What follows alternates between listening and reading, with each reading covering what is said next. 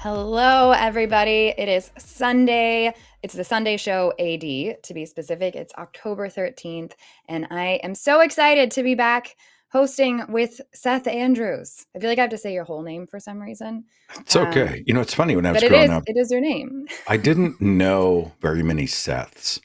And so it was always a weird, like, people had a problem with Seth. And a lot of people didn't know that I was supposed to be named Ted.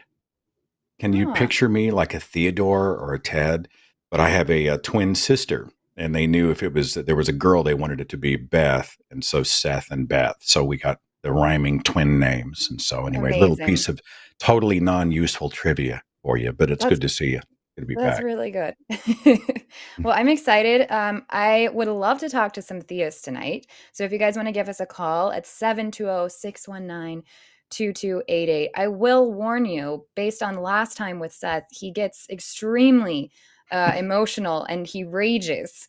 It's a problem that he has. If you watch him, you know that this is just a clear part of his personality. It's a chronic problem, I'm kidding. apparently. Some caller, I forgot who it was talking about my anger or something. I'm sure it had to do with rage at God or anger at God or something. And I'm doing a little self-reflection, thinking, I don't feel ragey. I've never been accused of being ragey.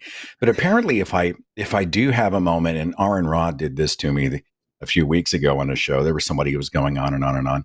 And I interrupted him, but I was a little frustrated. I didn't raise my voice. I wasn't mad, but I was like, God damn it. Would you just let me get a word in? And the fact that I did that, Aron just thought that was the funniest thing ever. And he's clipped it and he keeps tweeting about it or whatever. And everybody, apparently that's not like me. So I'm going to work on myself. Mr. Rogers said a cuss for you. That is hilarious. Yeah, that was a funny phone call. I'm hoping that we have more productive phone calls tonight.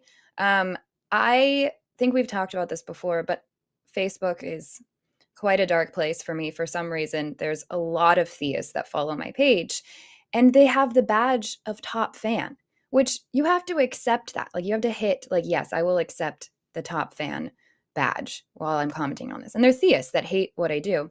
And I'm just hoping some of them will actually call for once instead of just commenting all of their claims. I think that's the main thing. May I ask you, though, what do you mean by dark place? What are they doing? Oh, just saying the most hateful things, immediately calling me Jezebel and whore and all kinds of wild things. And then they just keep coming back. And then they'll also tell me, like, I'm praying for you, you whore, like that kind of thing. And I say, just give me some evidence. You don't have to go to all these emotional, like, name calling places. You can just call the show and tell us what God you believe in and why you believe in that God. I had somebody on Twitter, which I refuse to call X still, and I'm not sure why I'm still there. Well, I do know why I'm still there, even though it's a sewer. And in fact, I have this conversation coming up this week with my guests on The Thinking Atheist. I talked to Tom and Cecil with Cognitive Dissonance. We were talking about Elon and X. But I mean, after 14, 15 years of cultivating an audience there, and it's a way for the content to go out, it has its utility. I just haven't yet come to the point where I'll walk away from it, but I am so freaking close to pulling the plug. And I had somebody who was sending me these horrible messages. I know where you live. I know things about you. And all of a sudden, they started calling me fricking or fracking. He didn't actually say the word itself, but it was like, you fracking Jew. You're coming after me. And I'm like, well, I'm not aware of being Jewish. I mean, I looked that up, whatever. I don't really care. But I reported I said, all right, well, after 4 months of this, I said, I think maybe I'm going to pull the plug on this and I'm going to send a report and say, I think the way he's using this qualifies as hate speech. And an Yeah. hour passes and I get the response. And X says, we have determined that this is not in violation of our terms of service, blah, blah, blah, blah, blah. And I thought, Jesus, if they're Shocking. not going to like do anything about that guy, then maybe it is time to pull the plug and go to Blue Sky or something. But I haven't yet gotten there. Do you have that conversation ever? Like, what's my line? When will I have had enough? Are you waiting to see I what probably should. happens? I also the Jew thing apparently is a go-to because I Yeah, get that yeah. weekly, Oh if yeah, not it's total daily. white supremacist. Yeah.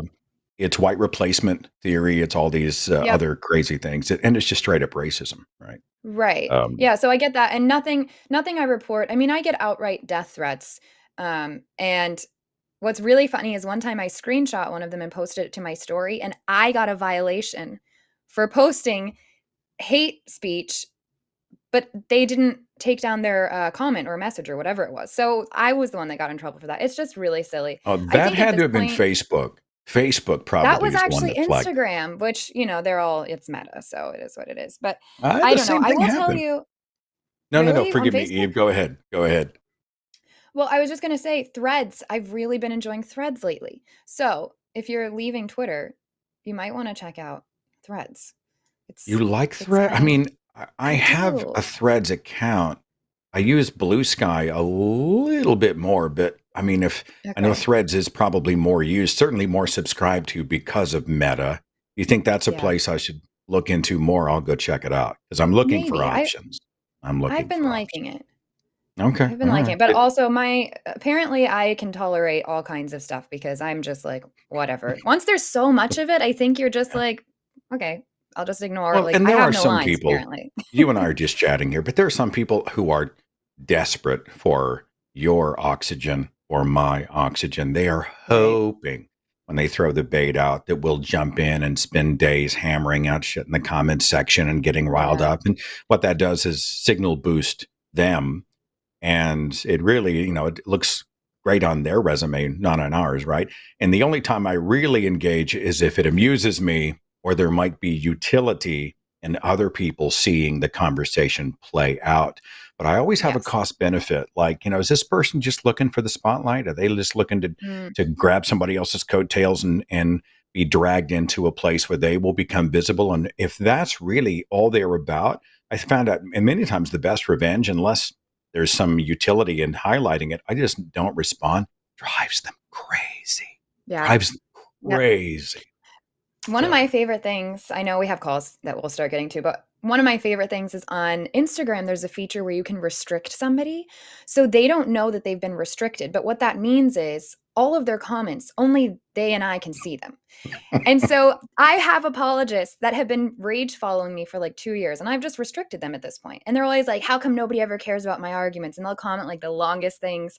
And I'm like, "Because I've restricted you at this point." It's usually almost always because they said something super bigoted where I'm like, "Oh, you don't get to use my platform for any of this nonsense." But I don't want them to get to think that I'm seeing it or that they're blocked. Because, if you block somebody, then they're like, I got to yeah, them, and kind yeah. of feeds that. But instead, they're just out there shouting into the void, thinking that people are reading their stuff, and they're That's just not. beautiful. The whole time they're wasting all of this energy and oxygen and time, and they think people are seeing them, and in truth, they're totally in a little, like they're in a silo. That's beautiful. Yeah, I think that's yeah. fantastic. Well, should we get to? We've got our first theist caller. Are you Yeah, ready? I'll follow your lead. Go for it. Based on the note on this one, it might be a kind of short call. We'll see. Let's talk to Mac. Hey, Mac, how are you? This is Seth and Eve. Mac, you there? Mac, if you're using your phone to call, well, you're using your phone, but if you're using your web browser, you're gonna have to tap your phone to wake it up because we can't hear you.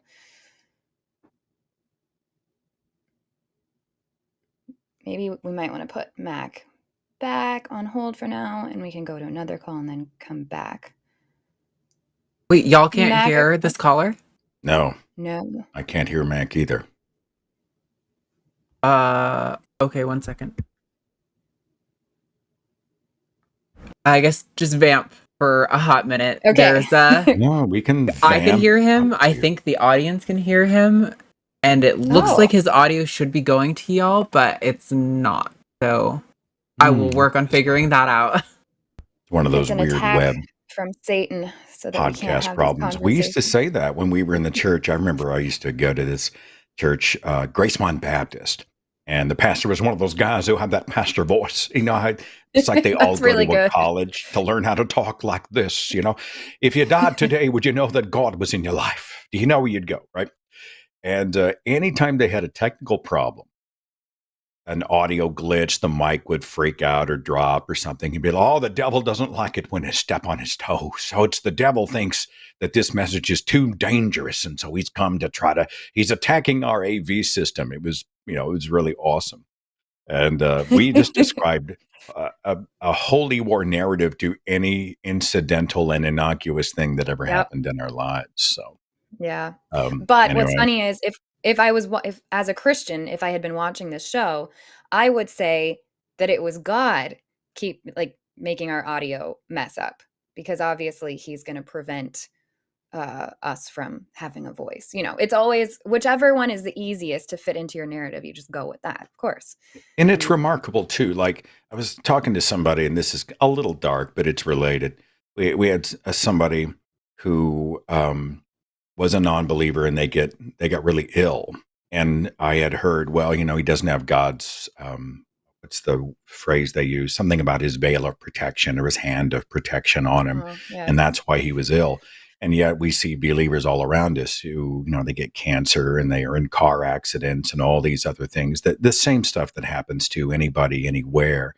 Right. And for them, it is, well, it's a fallen world, or God's building their faith, or our light and momentary affliction is producing for us a greater glory, or one day when they die, they'll go to a place where there is no cancer. Or, there's so many of these things. David Fitzgerald once Yeah. said that if you want proof for evolution, just look at Christianity, because it has evolved all of these survival mechanisms, defense Yeah. mechanisms, so that if you come after it with any sort of logic, it has a Mm, silly putty answer that it can toss back at you that's yeah. supposed to suffice. It's so true. Ugh, it's really sad. It keeps you in your bubble. And I know that's what did it for me for so long is because I really learned to get good at these mental gymnastics of, well, that's because of this. And then you always end up in the ultimate answer, which is if you don't have an answer, you say, well, God's ways are higher than ours. So Yeah. it ends there. The No, worst thing you can possibly think of. It's like, well, God knows, and we'll find out someday. his ways are not our ways. Who has known the mind of the Lord? And then they'll flip and say, well, God is not the author of confusion. Well, wait a minute. Which Oh is it? man. Right? Is he Right. purposefully confusing and therefore I'm exercising my faith? Or is he totally clear? So there's no Yeah. question. By the way,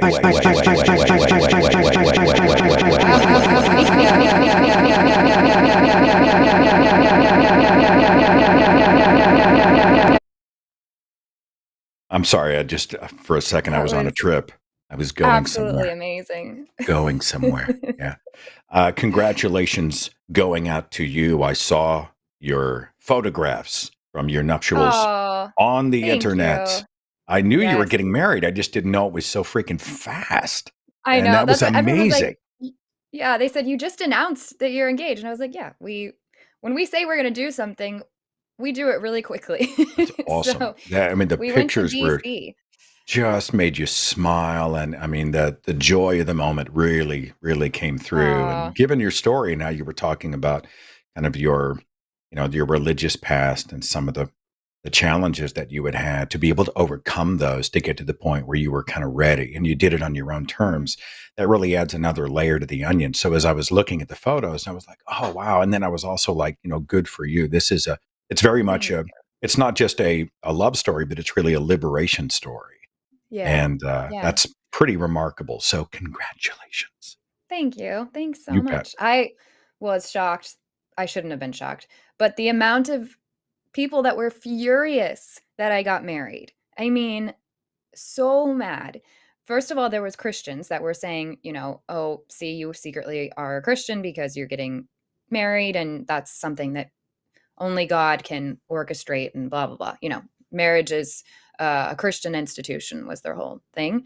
And yet here I am, an atheist, and I got married, and I'm legally married. So I don't know what they have to say to that.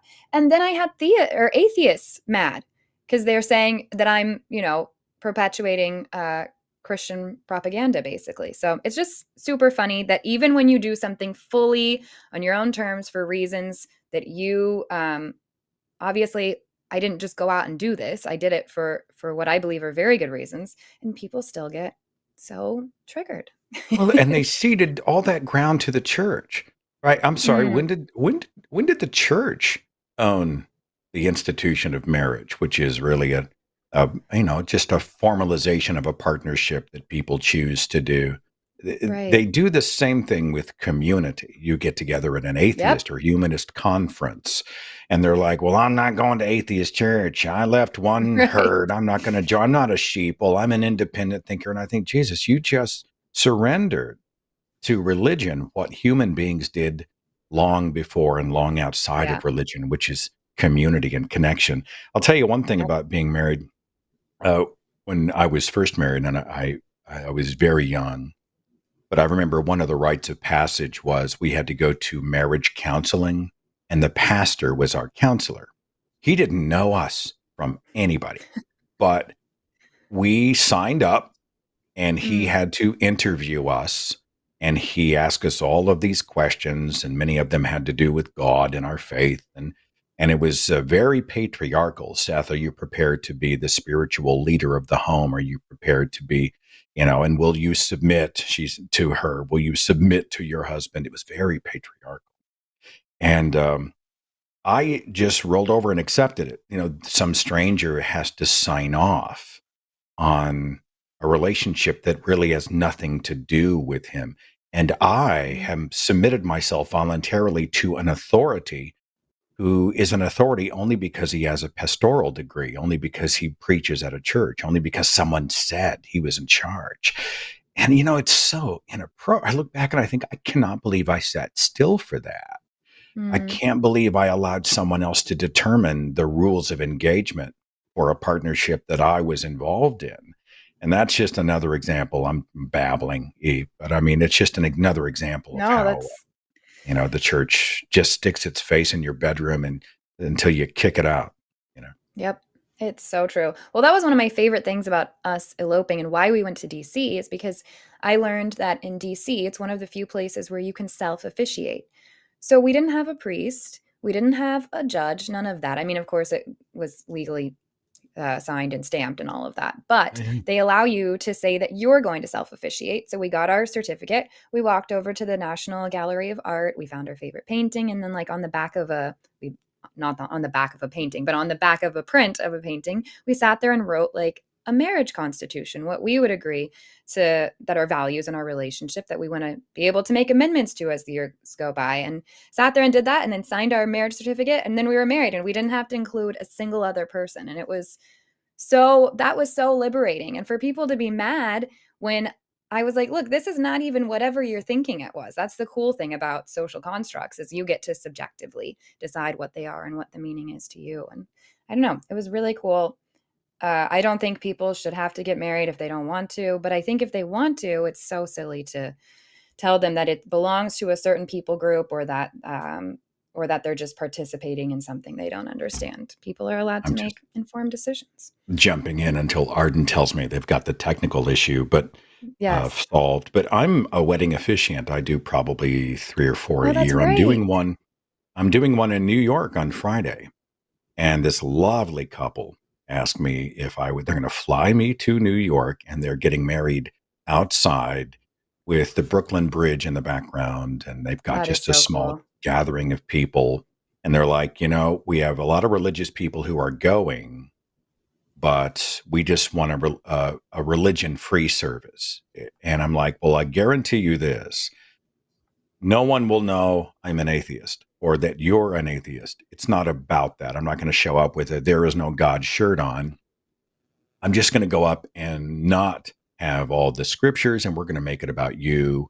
And we kind of talked about what they wanted. And I think Yeah. that's the beauty of it. We've all sat through wedding services and funerals, I think, any sort of memorial or commemoration where you think, why did they do that? Why did they say that? I could have done that. I wish they had done that. So when you're an officiant, you get to kind of do it the way that you want. And we did just one quick anecdote since we're waiting.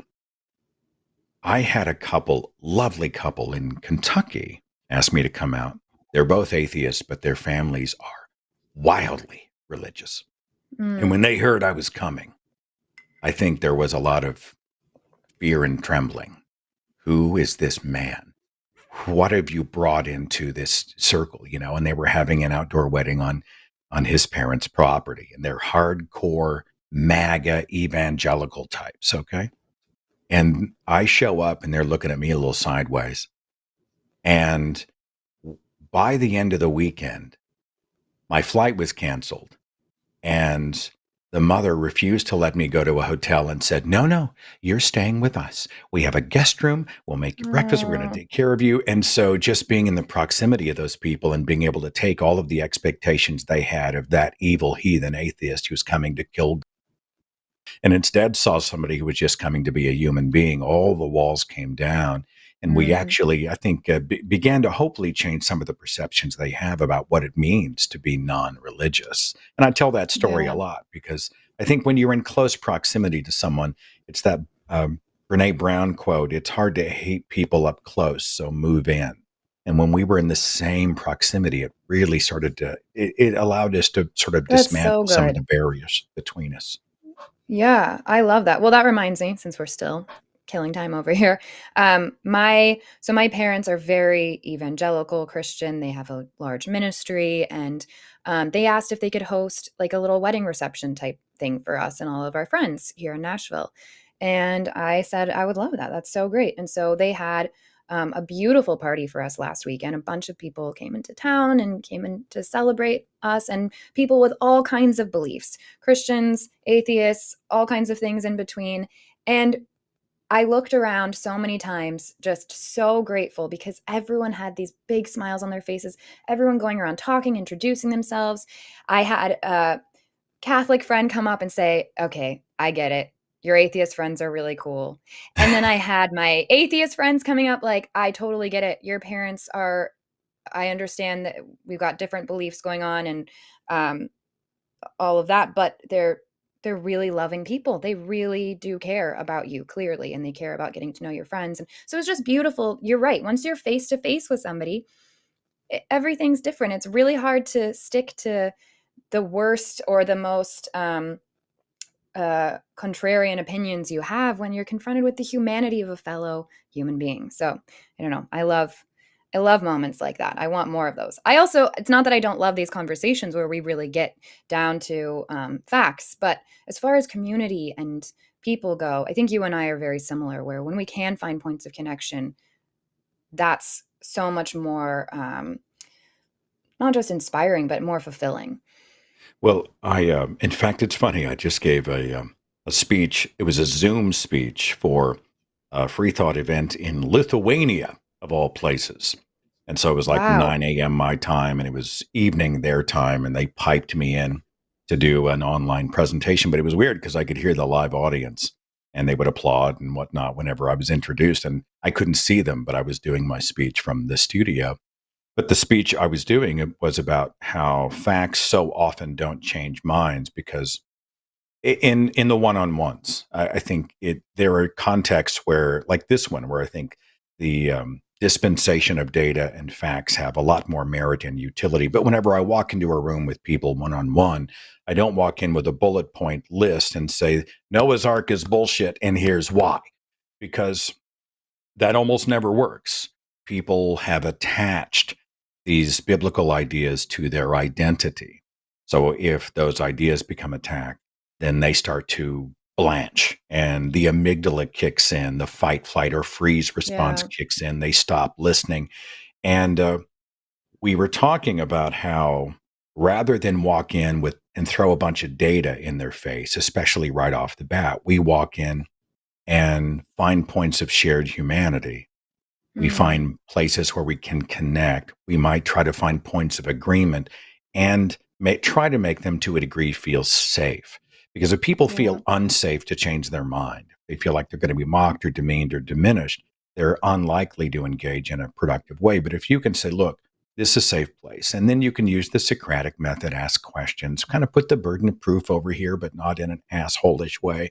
That's, I think, maybe a way to kick the door open just enough so a little light gets in. And we've been doing a lot of talking lately. I just released a video with Melanie Tracy King of thinkingispower.com about the mind and bias and the psychology of belief and why we take them personally and why we're all emotional bags of animated meat. And you know what I'm saying? We all can be guilty of believing dumb things for dumb reasons and then finding really smart sounding ways to justify them. But understanding how the brain does all this stuff, I think, is one of the ways through. Maybe You it's are connected as the host. So, welcome, host. Wow. You are now in the host. Something's happening. Are you hearing that? Thank you, everyone, I'm hearing that. Yeah, I don't know if the audience is. Thank you guys for bearing with us while we get through these technical difficulties. At the very least, I guess you and I get a chance to just chit chat. Let me take a look. We get to hang out. Yeah, that's great. Yeah. This is a I've really never easy Sunday night so far. Natalie likes to joke when people ask what I do for a living. She's like, he never shuts up. Hey, guys. I think we might have solved this. I called Jimmy in because it's too big of a problem. So we're going to pull in a caller real quick and see. Hey, Gustavo, can you say hello? Yes, hello. Hi. Okay. We can hear you. Awesome. Thanks, Arden. Thank you, Jimmy. Gustavo, are you outside or riding a Harley Davidson? Or I'm hearing some wind noise out there. Right. How about this? Better. Somewhat. A little bit better. All right. So what did you want to talk to us about, Gustavo?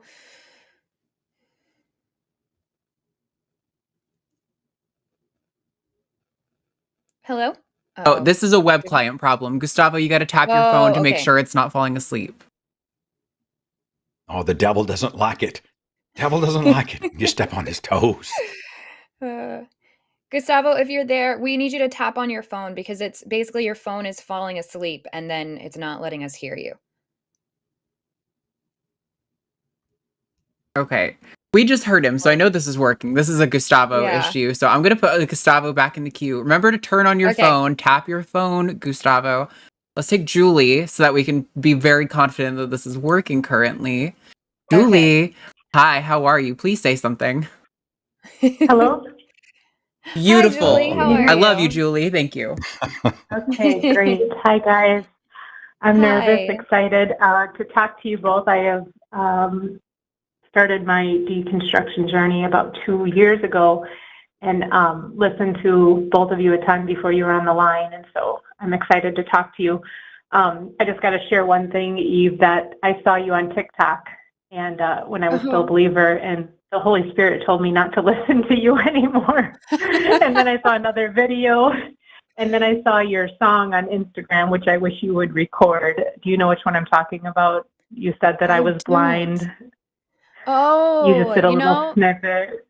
Yeah, that was, you wow, you really have been listening for a long time. Yeah. That was like almost 3 years ago. I wish you would record that whole thing because it so speaks to my heart. I actually just did a whole album full of those, and that will be out in a couple of weeks. And it has some of those lyrics on there, so it'll be what's there. it called? It's called Solstice Interrupted is the album name. I'll watch for it. But and so anyways, it's hard to pick a topic because I can relate to both of your stories so much as being a strong believer for many, many years and kind of having that all unravel. But what I thought I would ask about tonight is, you know, I found the deconstruction part not to be easy, but simple to see. It's been real apparent, the gaslighting and the indoctrination is just very glaring. I'm still very much in it, and in terms of I still go to church. My kids are in a Christian school. It's not, nobody knows in my life where I'm at, but I see it, and I see how it's formed and shaped a lot of who I am. But this is the first election I've ever been a non-believer. And like both of you, I was hardcore, right-wing everything. And so I guess what I'm having a hard time, and I've been listening to the shows a lot lately, I'm having a hard time seeing things from a different political angle. The pro-life stuff has not been difficult. That makes a lot of sense to me now. That used to be my only issue I voted on. But to be honest, one thing that really bothers me is that I feel like, I don't know what the right word is to say, if you say the left or the Democrats, whatever, like the whole assassination attempt things, I feel like are very overlooked. And I think if it was on the other side, it wouldn't be. And so that makes me distrust that party. I kind of went into this election, a year ago saying, I'm not even going to vote. I'm done with it. My family has gone down the entire QAnon thing. Everything in history is a conspiracy, from 9/11 to the Titanic to the Holocaust. I mean, hardcore stuff. I wasn't even going to vote. And then I'm like, I need to vote. But now I still feel like I don't know how to. Seth, do you want to start off? Do you have anything immediately? If not, yeah, I do. I'm going to try to. I have so much to say, and I don't want to monopolize. No, please go for it, and then I'll have time to collect my thoughts. Okay. Well, I've heard some people say, "Why are all the atheists liberals?" And that's not true. We find people who have a variety of beliefs, values, opinions, who happen to be non-believers in gods. But I have, and this was true for me, once I untethered myself from religious thinking and I saw the dangers of Christian nationalism and how much religion has been informing many of people's political viewpoints, I myself ended up much more liberal, where I used to be a Ronald Reagan, Rush Limbaugh, Ann Coulter, Fox News conservative. In fact, I wrote a book about this called Confessions of a Former Fox News Christian. It's a really good one. Thank you. Well, I took longer to navigate. I've listened to it. I've listened to everything I can find you put out there. Oh, thank you. Thank you. I wasn't fishing for that, but you're sweet. You're very kind, Julie. It's funny. It took me a year and a half really to finally get over a lot of my religious stuff, the fear of hell and all those other things. It was a long journey. Some people figure it out and they do it in a day or a month. I took a long time. But it was after that I finally thought, well, I need to go back and find out how much of what I felt about the world was informed by my religious culture and my family and the biases and the information silo I had been living in. And so I went point by point. I'm like, all right, well, how do I feel about the legalization of drugs? Well, my protest used to be that, we're based in religion. Well, let's find out, what are the merits? I mean, is marijuana really a gateway drug? I always think of that Kathleen Madigan joke where she's like, no one ever walked in, did some weed, and then the next day woke up and said, today I'm going to kill a drifter, right? It's not a gateway. That doesn't work like that. How do I feel about firearms? And I own a couple of pistols. But how do I feel about gun control, gun regulation, the AR-15? What are my opinions about the death penalty, which used to be very Old Testament? How do I feel about foreign policy and Israel and healthcare and all of these other things? I had to go point by point by point. And without the baggage of religion, I did find myself almost in every case leaning very much further to the left because I felt like they were the more humanist positions. Don't kid yourself. The left is not immune from bad ideas. The left is not immune from human beings who might even be bad people. So there are a lot of people who say our shit doesn't stink. But I don't let anybody make the false equivalence argument. I don't feel that the parties now are remotely equivalent. I think one is much more about people accepting LGBT people for who they are, the protections of students so they don't get freaking shot in school. Healthcare is a right instead of a privilege. It's stupid living in a first world country where you can have insurance and still go bankrupt. If you have a major medical event, it's just stupid.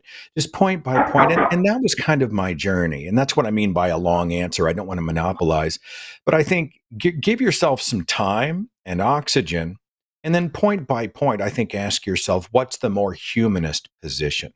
And was my opinion previously informed by my faith? And if I remove the faith, how would I approach it today? Does any of that make sense, Julie?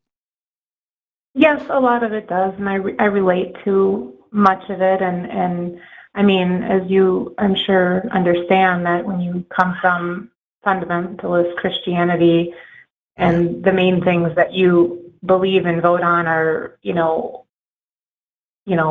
abortion and trans people and stuff like that, and then you step away and you're like, okay, actually, these are individual things, and I don't care in the sense that I feel like it has to be legislated. Like, people can make their own choices, and I'm seeing that. I think, like I said, the one thing that's been really kind of a struggle with for me, and I don't know if there's a good answer for it, is I just feel like I used to work in sales. I worked in insurance, and I always was a believer that you don't sell your policy by talking bad about the other guy.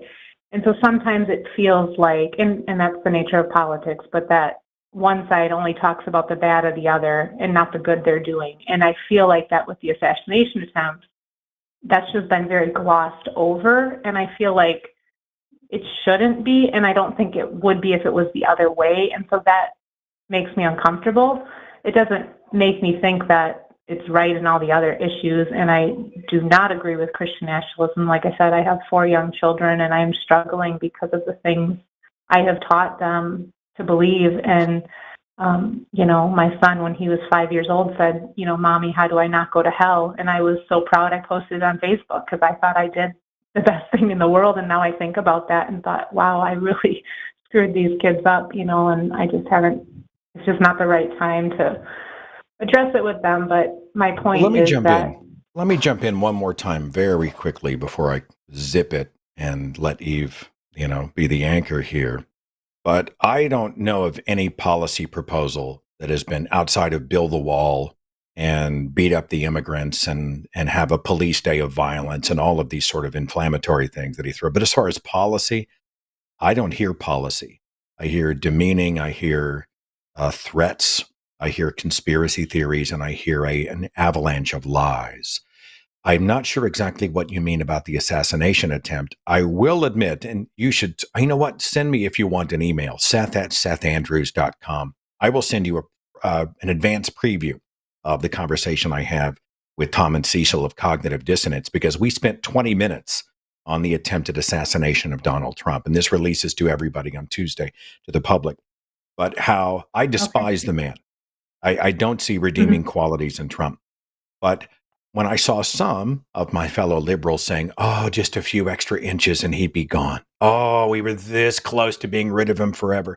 And I was aghast because I said, we are the law and order party. We're supposed to be about civilization. We're supposed to be preserving democracy. We've spent all this time condemning January 6th and MAGA violence and the militants and the militias and the white supremacists and all this stuff. And all of a sudden, when it suits us, we say, oh, we're going to save democracy by destroying democracy, and we're going to use targeted assassinations to do politics in this country. It's a terrible, terrible idea. It was a very emotional response. That's an example of, we on the left can be wrong.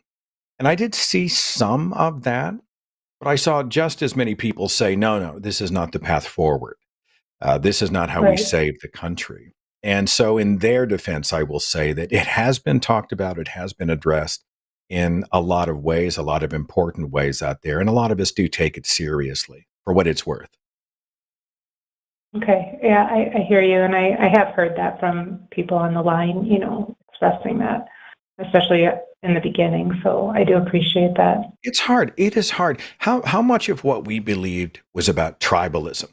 When I was raised, and I'm not a communist, right? But I was taught communism is bad. And so anytime I saw anything, it was like communism. Oh, evil communism. Communism's of the devil. I couldn't define communism. I couldn't define socialism. I couldn't define Marxism. I didn't know what that stuff was. I just knew it was wrong. Just like evolution. Evolution, that's crazy. The book of Genesis describes how we were created. Had I ever taken a course on evolution? Of course not. I knew nothing about it. I just knew that that was the other. Democrats, right?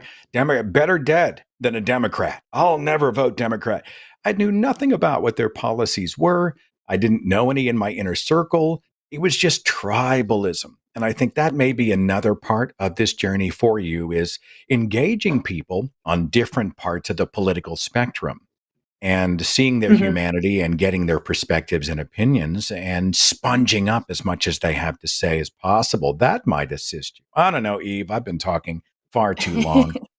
I'm waiting on your great wisdom. I think everything you've said, I sign off on. And just to add a little, first for some context, Julie, I'm one of those who I think what we call the left in the US is a joke compared to what the rest of the world would call the left. I think we're still pretty center right to me. So there's a little bit of context. That being said, I was one of those ones that as soon as that rhetoric was started by some very loud people, a small group of loud people that were excited about assassination attempts, I was one of the first ones to speak out and say, absolutely not. That is disgusting behavior. And I cannot stand Donald Trump. He is one of the main reasons I do this work. And a little bit more context, I progressed in my politics before I ever started questioning my faith. In fact, I would say that was a big part that kind of gave me the go-ahead, because I started getting out in the world and I had friends that believed differently than me, and friends that were gay, and friends that were from other countries. And I started hearing all these different perspectives. When you're confronted with that, you start becoming skeptical. And so it was through my skepticism, however you say that word, that I couldn't continue following what I had been taught to follow my whole life.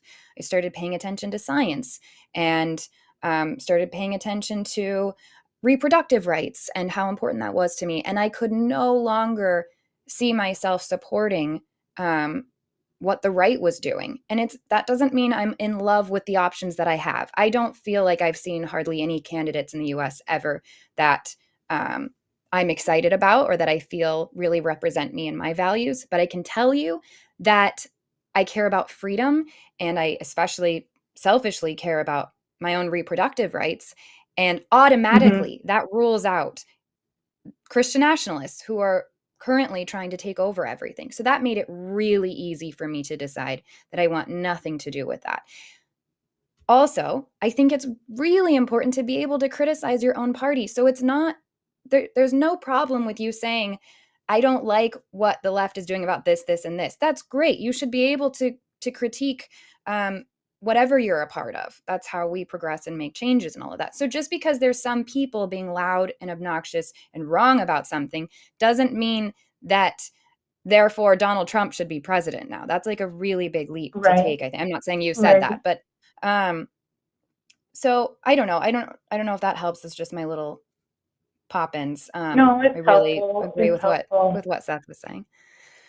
Yeah, and it's not that your critiques aren't maybe valid about some certain things, but I think there are really important things at hand. That's the truth of any election, but especially right now, if you don't want Christian nationalism, I mean, this is a make or break election. And it's really scary, the stuff that's being said right now. So I don't have to fall in love with the American left in order to know that I will not be voting for Donald Trump, and I will be voting in this election. So that's my stance there. No, that's helpful. It is. It's just interesting how hard that's been to deconstruct. You know, I didn't realize how much that was ingrained. I don't think it's not surprising. Politics, sometimes even more than religion, are linked to our values.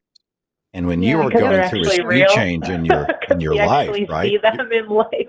You are going through a sea change. You're going through a reevaluation of everything you were and learning what you are and deciding what you want to be.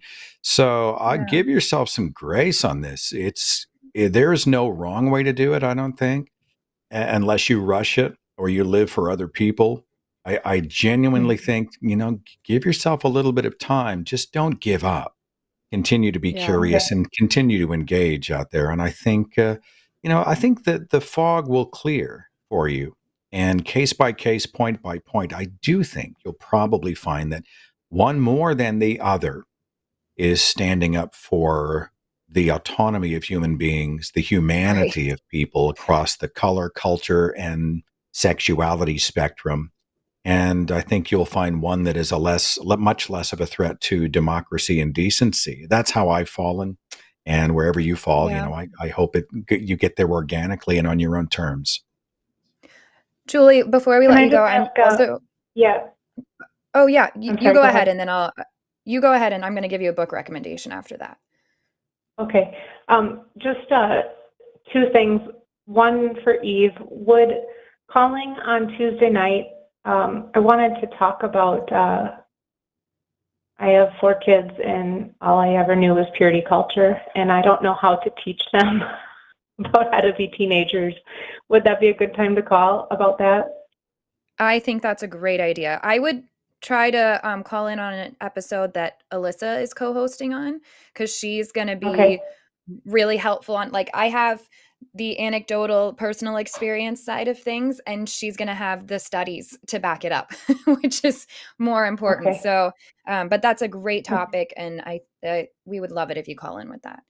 And if I can piggyback on that, if you are looking for another resource, a book that came out in 2016 by Dale McGowan, it's called Parenting Beyond Belief. And that really might help you. You want to train your kids as to how to think, not what to think. I'm sure that's the goal. And he's got a lot of great advice. It's called Parenting Beyond Belief by author Dale McGowan. Okay. And Julie, my book recommendation for you, I was going to tell you real quick. My friend April, she is a fellow content creator, and she's actually a Christian. But she just came out with a book called Star Spangled Jesus. And I think you would really enjoy it. I think it would help you kind of sit and process your own thoughts surrounding things like Christian nationalism, and then what that means for you moving forward. So highly recommend it. It's Star Spangled Jesus. It's also got some humor and stuff in there too. So it's a really, really good read, but it also is an easy read, in that it's you want to keep reading as you go. So highly recommend that. But you had something else, I think, for Seth you wanted to ask. Did we lose Julie? Julie? You might have to tap your phone. Does she have to wake her phone up by tapping her phone? All right. Can you hear me? I'm not on a web call. Oh, okay. Nice. Well, my now last I can hear question is, do either of you have opportunity, or is there a way? I need to tell my story. I need to get it out of my head, the whole deconstruction, because I've been alone in it, other than what I listened to from you guys. I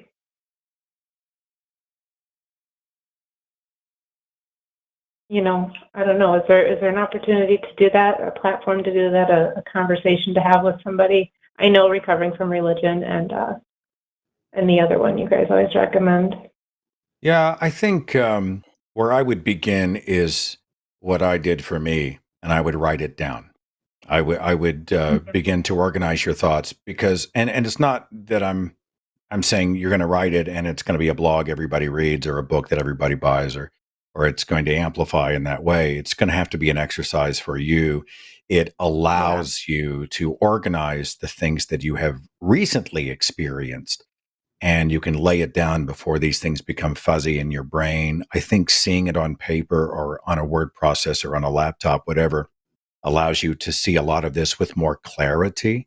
It's almost like journaling in a way. And I wouldn't start out there. If I were you, I'd start in here. I would make it an internal and private process, and give yourself some time, getting out and starting to shake the trees this soon in your journey. I'd focus more on you for what it's worth. Okay. Okay. Yeah, Julie, I second that. And I think people hear other people sharing their stories on large platforms, and they think that might end up being helpful for them. And sometimes it is.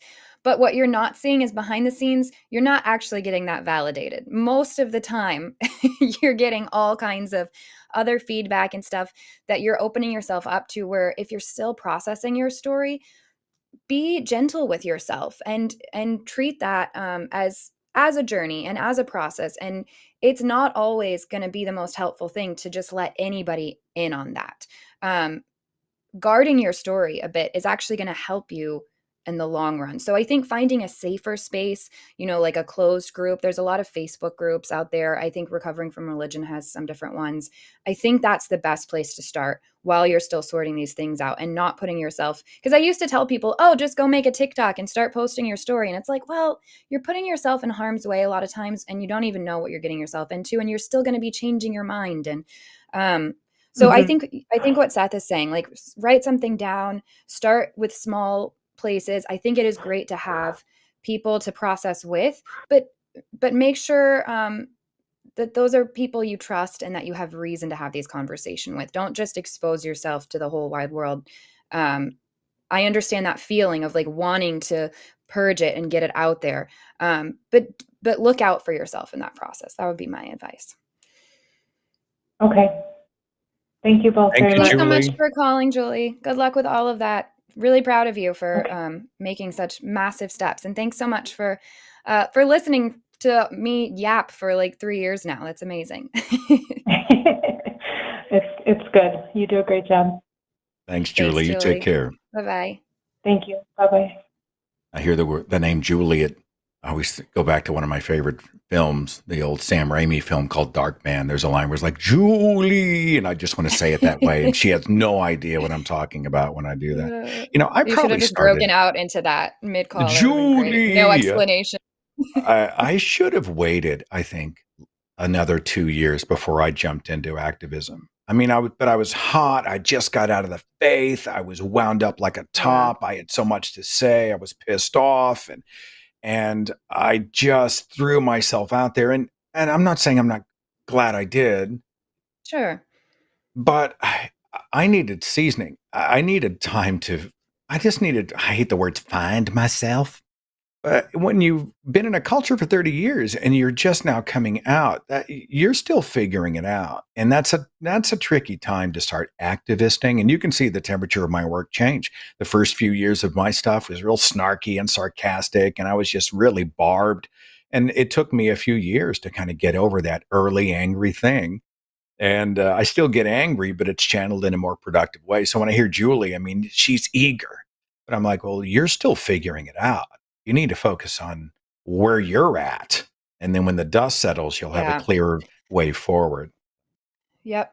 I fully agree. Well, and not that Julie was specifically talking about doing this on the internet, but usually when people talk about wanting to share something on a platform, that's what they mean. Once it's out there, you can't take it back. It is out there forever. And I totally agree. I wish I had had a little bit more time to kind of refine my thoughts, and of course, no regrets. But I also signed up for some stuff that will be with me the rest of my life, different safety issues. And this is kind of like the cross I've taken up, for lack of a better phrase. Yeah. And I'm glad, I'm proud, and I am happy to continue the work. And I think I still would have if I had been fully informed, but I wasn't fully informed of what I was signing up for at the time, because I was so just eager to have it out there and to find community and all of that. So those are our words of warning to everyone. You'll have to excuse me. I'm doing the same thing you are. I'm hot off of a cold, but occasionally I'm having to like dip off of the I don't gross everybody out, but I'm dipping off the screen to go and like process the nose thing. So I'm not my chair's not broken. I just don't want to gross everybody out. You're not leaving me fully. Yes, I'm not leaving you. Yeah. I know. I keep having to cough because I've got maybe a cough or allergies or something happening. Are we ready for another caller? Yeah, sure. All right. Let's see. I was interested. Where did that one go? Well, maybe they hung up. Oh, here's Mac from the first call that we tried. Let's let Mac have his phone call now. Hey, Mac, how are you? You're on with Seth and Eve. I'm well. How's my audio now? You're great. I'm sorry. Thank you for calling back and for bearing with us. Yeah, no, your call screener is very patient with me. Anyway, Eve, congratulations on your upcoming wedding. And oh, thank you. It already Seth, happened. I'm married. I'm a married lady now. congratulations, Yeah. then. Thank you. And Seth, I wish I could have met you at BajaCon, but you know, too bad. I think I was out of the country. Anyway, so I'm calling because I wanted to put forth an argument for the existence of God that Matt had declined to hear. But I'm glad you guys are here. Let's see what you think. So God is necessary for intelligibility, is a necessary precondition for intelligibility. Two, we have intelligibility, therefore God exists. Define intelligibility for me, would you? Like the ability to me, this already just sounds like a circular argument. So I just want to understand exactly what you're saying. It is, to be sure, but it's what's called virtuously circular because it appeals to a transcendental. So okay, sorry, we have arguments. Defining. I'm sorry. I'm sorry. I'm making notes of various words. I'm still stuck on. Would you say that sentence? Okay, so, I'm sorry. I'm watching the video, and there's a huge delay. Focus on us. Follow our voices. No, I will. I'll come to the light. So, Seth, okay? Intelligibility is the ability to reason or to make sense of things. So it's the have you ever heard the term Stephen Colbert coined it, truthiness? I know what truthiness means. Yeah. Yeah, it's what gives facts truthiness.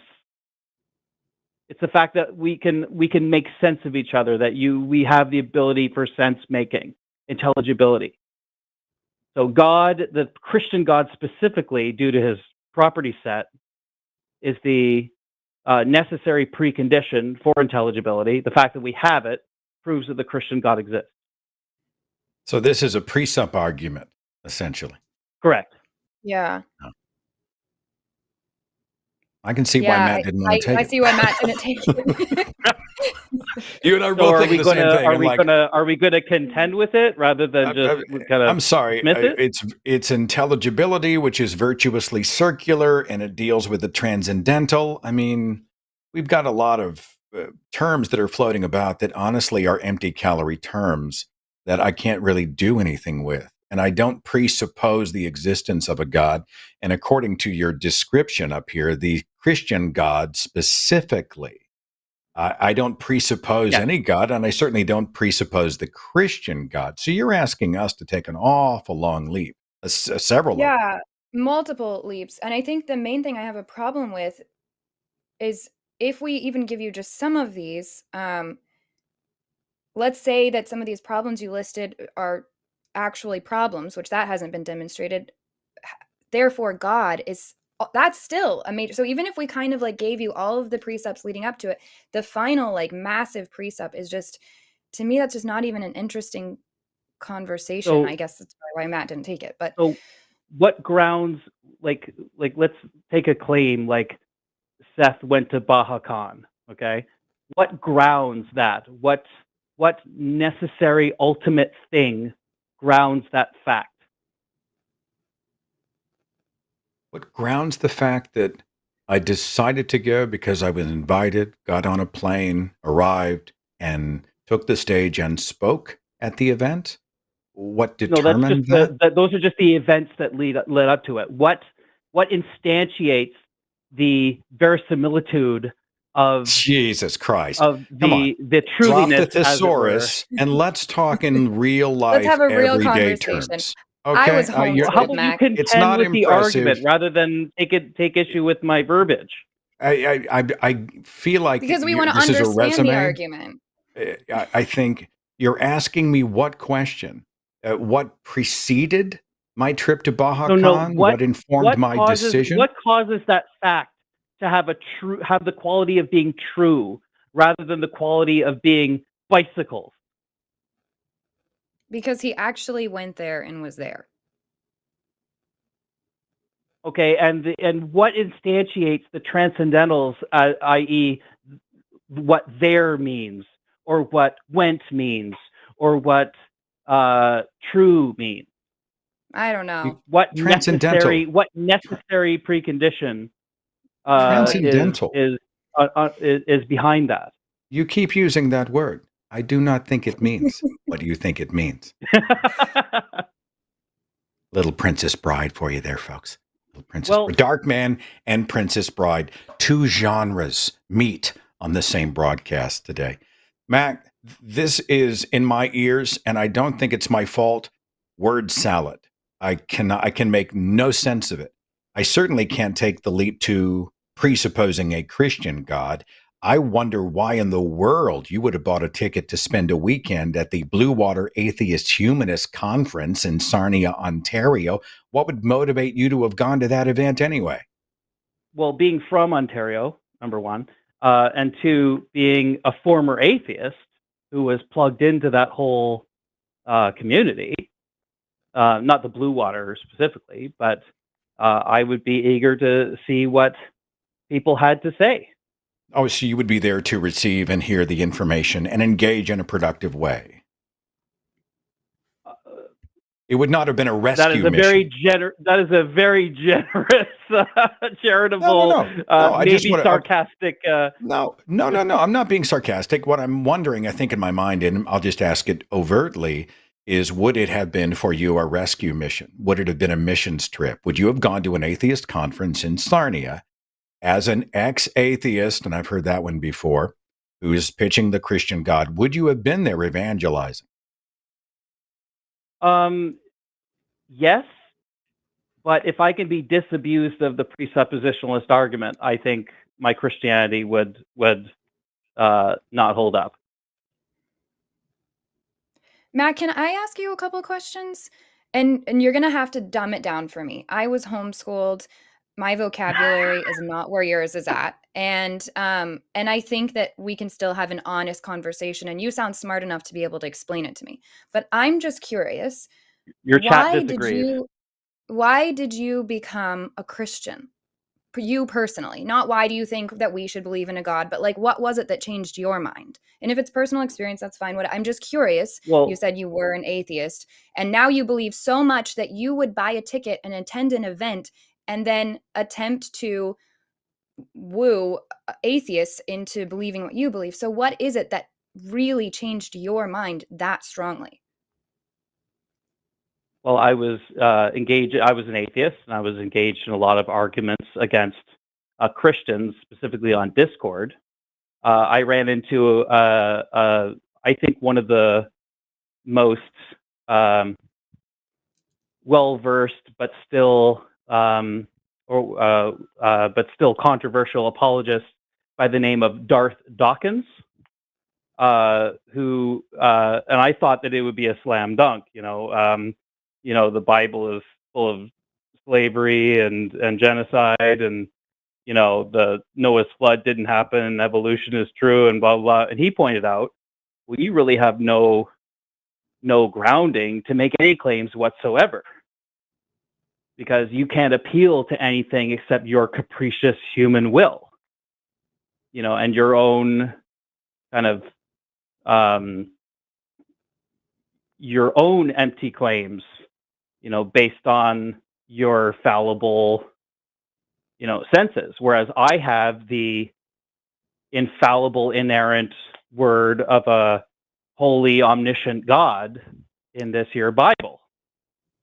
So hold on. Made so a whole bunch of, and then has a whole bunch of apologetics. Because somebody lost a debate? Is that what you're saying? Because I don't know. No, I became a Christian because the Holy Spirit convicted me of my sin. What does that mean? You know what it means because you've been immersed in that culture for. I have heard. And Seth anytime I means. ask somebody, there's a wildly different answer from each person. So I'm asking for you, what did that mean? Was it a feeling? Did a Bible fall on your head? Like, what was it exactly that? This is a genuine question. I'm asking you. What do you mean by that? Yeah, no, I understand. I realize that I am damned before a just and holy God, and I cried out to God in repentance and knew that if I None of didn't these are an accept answer Jesus Christ, to Eve's question.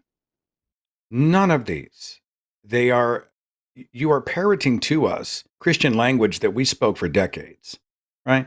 We are all born in sin. There that's was no why I one was worthy, confused. no, not one. I cried out to Jesus, and in the darkness, he is my light. And I said the salvation prayer, and I felt that There you check of go. the Spirit, blah, blah, blah, right? Well, all of this is a personal experience claim that could be made by anybody from any faith, anywhere. So I think what she's asking, I don't want to put words in your mouth, but she's like, what specifically? Was it just that inner voice from the Holy Spirit rooted in Christianity that caused you to change?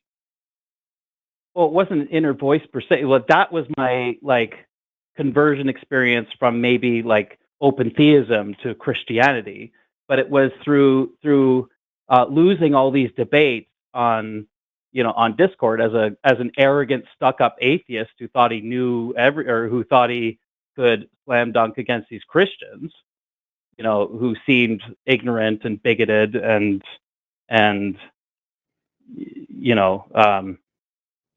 You're a frequent caller to these shows, aren't you, Mac? No, this is only my second. I called AXT once, and I saw somebody say something about Darth Dawkins before I heard the invocation. So somebody saw you coming. I'm sorry, Eve. I'm going to step back. Go ahead. No, please. I don't only remember called what the last thing was.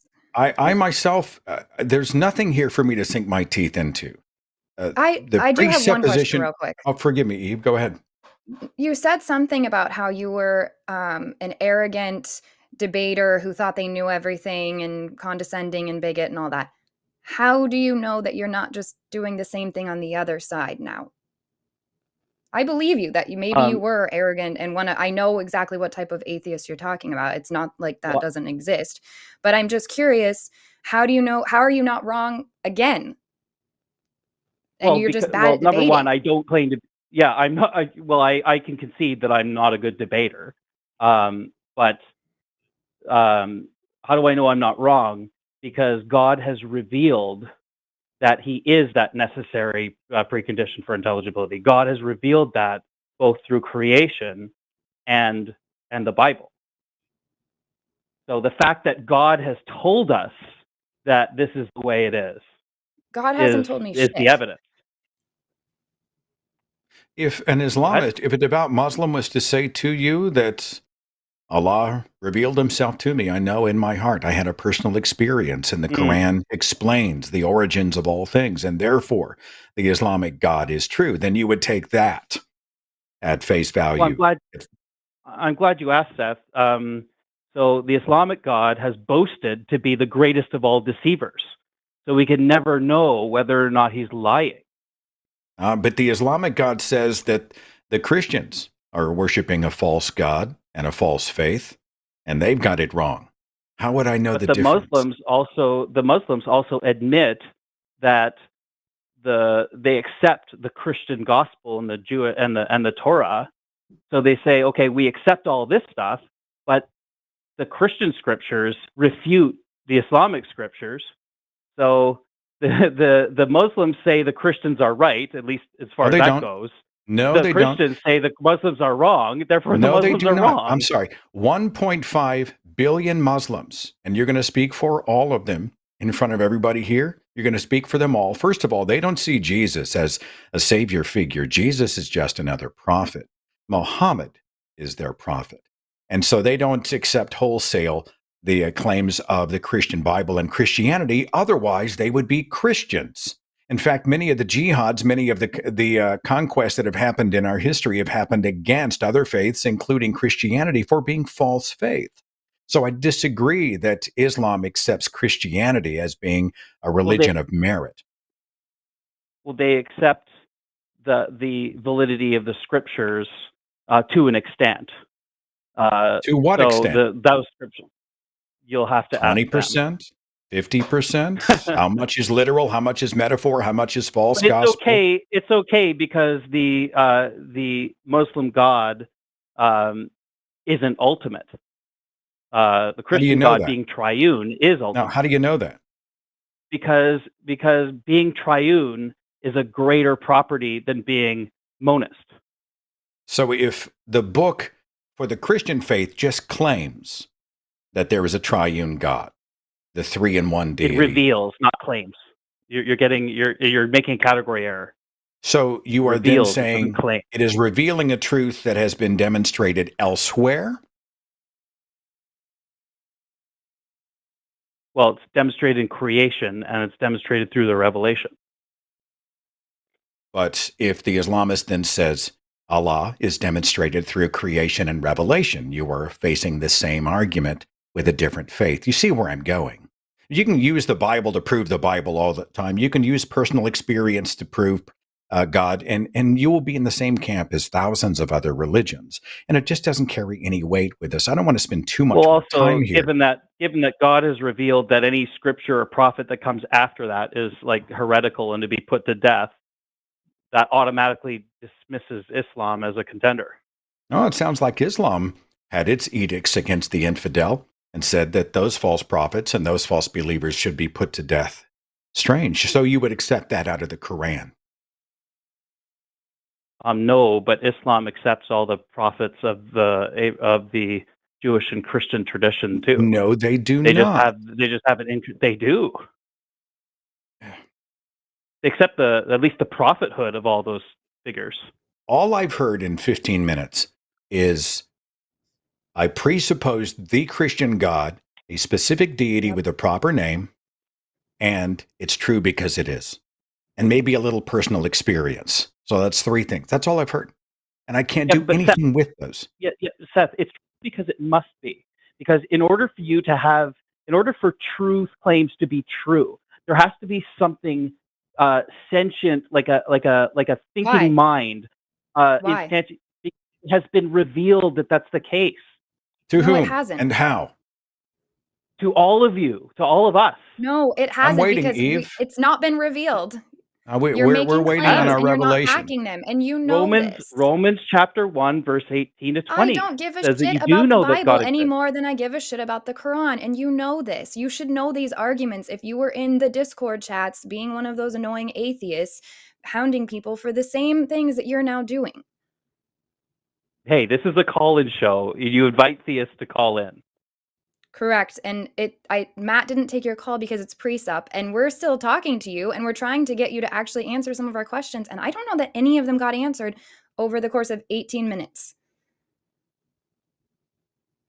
I'm not seeing how I didn't answer questions. Because claiming that something's been revealed and then not giving any evidence to back that claim is not an answer. The evidence, the revelation is self-attesting. Then why are you calling? If it's self-attesting, then why are you calling? If you have nothing to show for any of this other than to say it is, therefore it is, then what is the point of this conversation? Because you're suppressing the truth and you claim to be atheist. What truth are we suppressing? We've been talking to you for 18 minutes, waiting on you to reveal the truth, and you still haven't. You've said that the truth God is revealed. Exists. You've made claims, and you haven't provided any of the actual revelation. There's no evidence to what you're saying. Other people can call, just like Seth said, and make up another God that none of us have ever even heard of, and make the same claims and say it's been revealed, it's been revealed. Okay, where?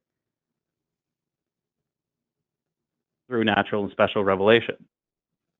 There's nothing else to do with it. You can't say in creation and in conscience, because that's a common Christian apologetic.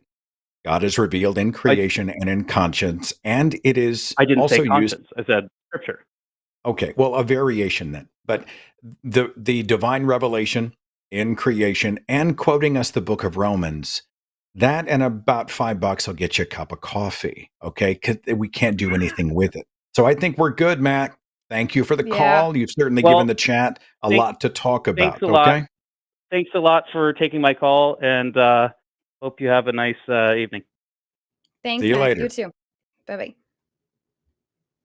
Yeah, that's why Matt doesn't take precept calls, because they just go the same way.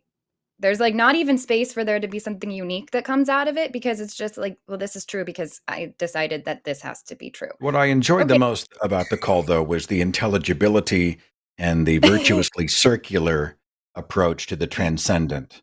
moved me Oh my in my God. heart because of the triune God that was speaking through creation, and that's all Have I you got. seen those pranks where they they take two phones and they'll call like Papa John's Pizza and then they'll call the other Papa John's Pizza location on the other phone and have them talk to each other and they don't know who called who?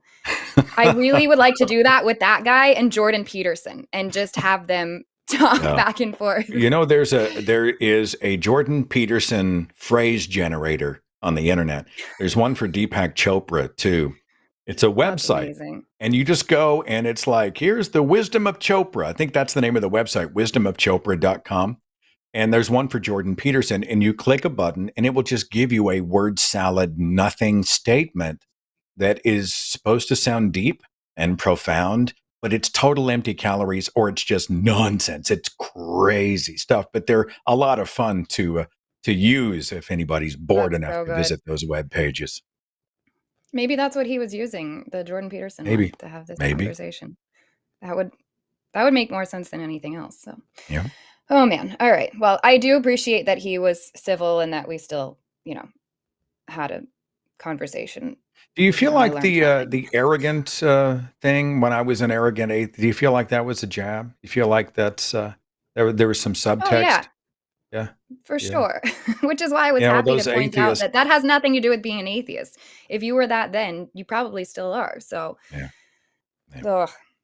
Anyways, well, should we take another call? Yeah, sure. All right, let's talk to John.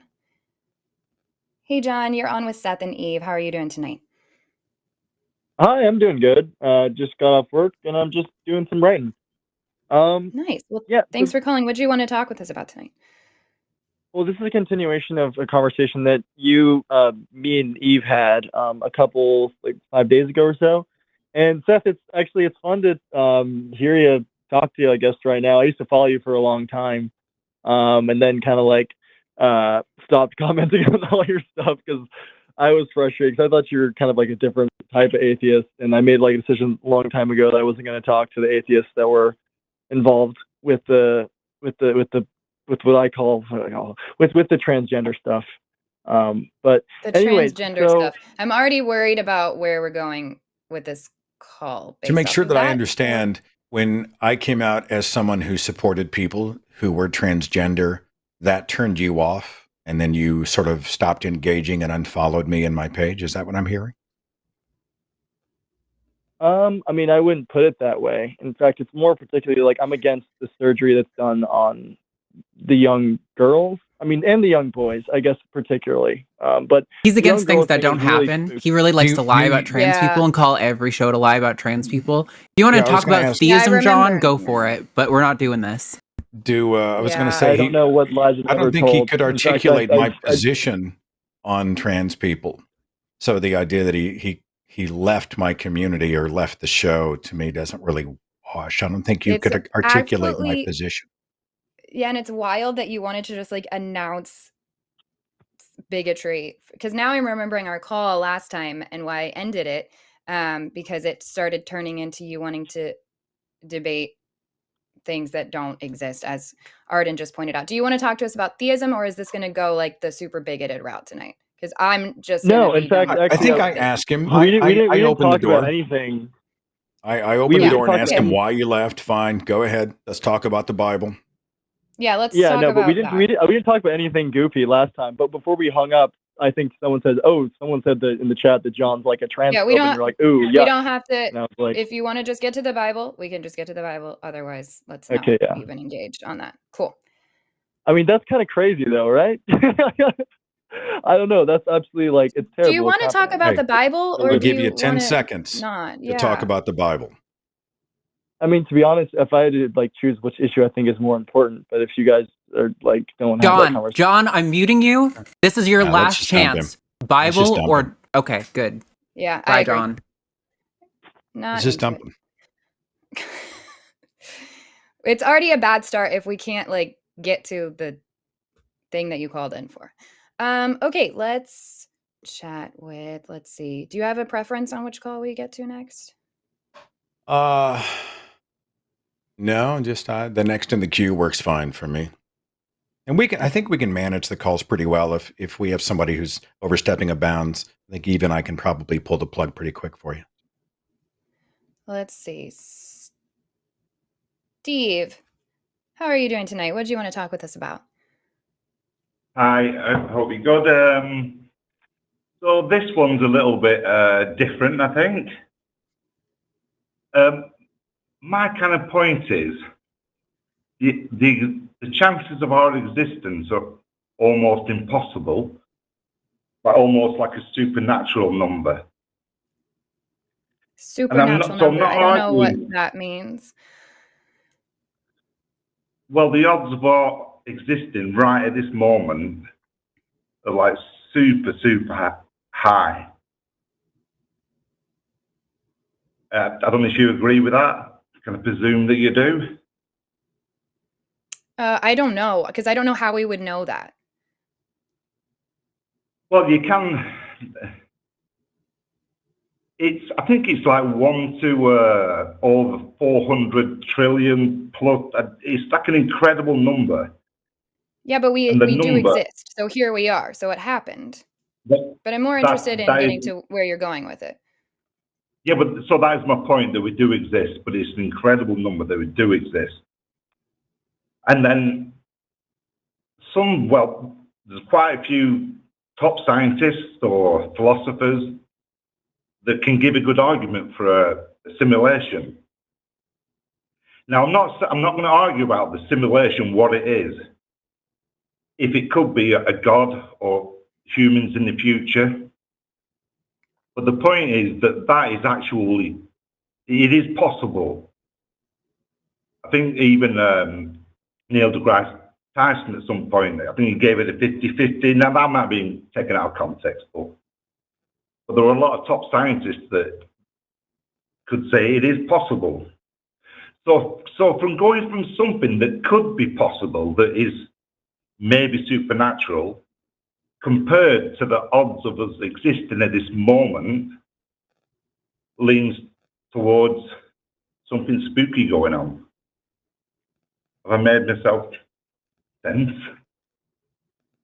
I'm not sure that I'm really getting, maybe Seth is understanding this better than I am. Are you just trying to say like other things are possible and therefore that's interesting? Because I don't even know, we don't know what's possible or what's not possible as far as those things go. I think it's fun to talk about simulation theory, like when I'm sitting there and it's 2 a.m. with friends and I'm half asleep and nothing matters. But I'm not really sure. I don't know. Seth, do you have any thoughts? I just don't know how you would know what the probabilities are.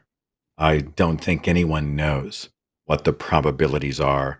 I have a conversation coming up with ex-evangelical Dan Barker, and he's written a new book called Contradiction, where he talks about how so often we reverse the looking glass and we're looking at things kind of the wrong way. It's almost a variation on the Douglas Adams line about the water in a pothole saying, wow, look, this pothole has been formed perfectly just for me. But that's not really how it worked. We are a result. We're not the result of agency. We weren't an intention. Is it pretty remarkable that we are alive? Yes.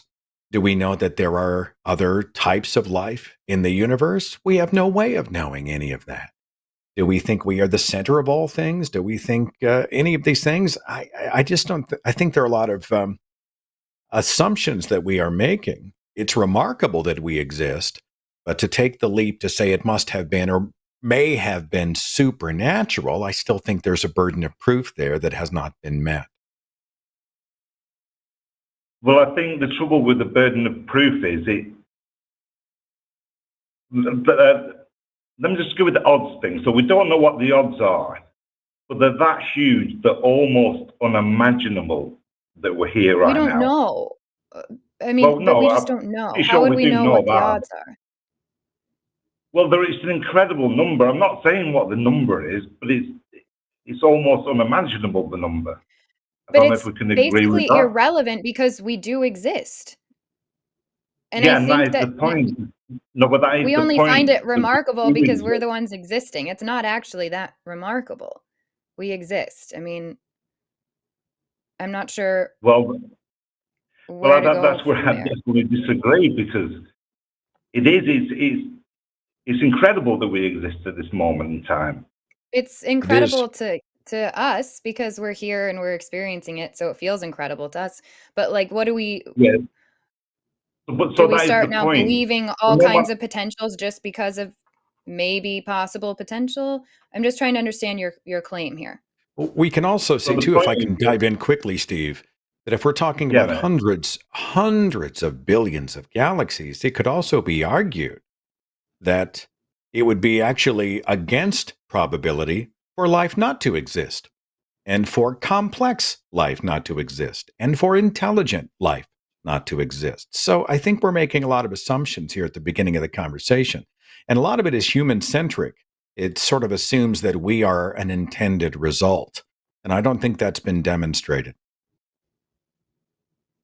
Well, that is kind of my point of it, because the hugeness of everything, of the possibilities of everything, the multi-universes, this and that, all these things that obviously we don't know, and I'm not saying I know anything like that, but I'm going off of the point that we're here now and we're talking about, we're all individually talking about it.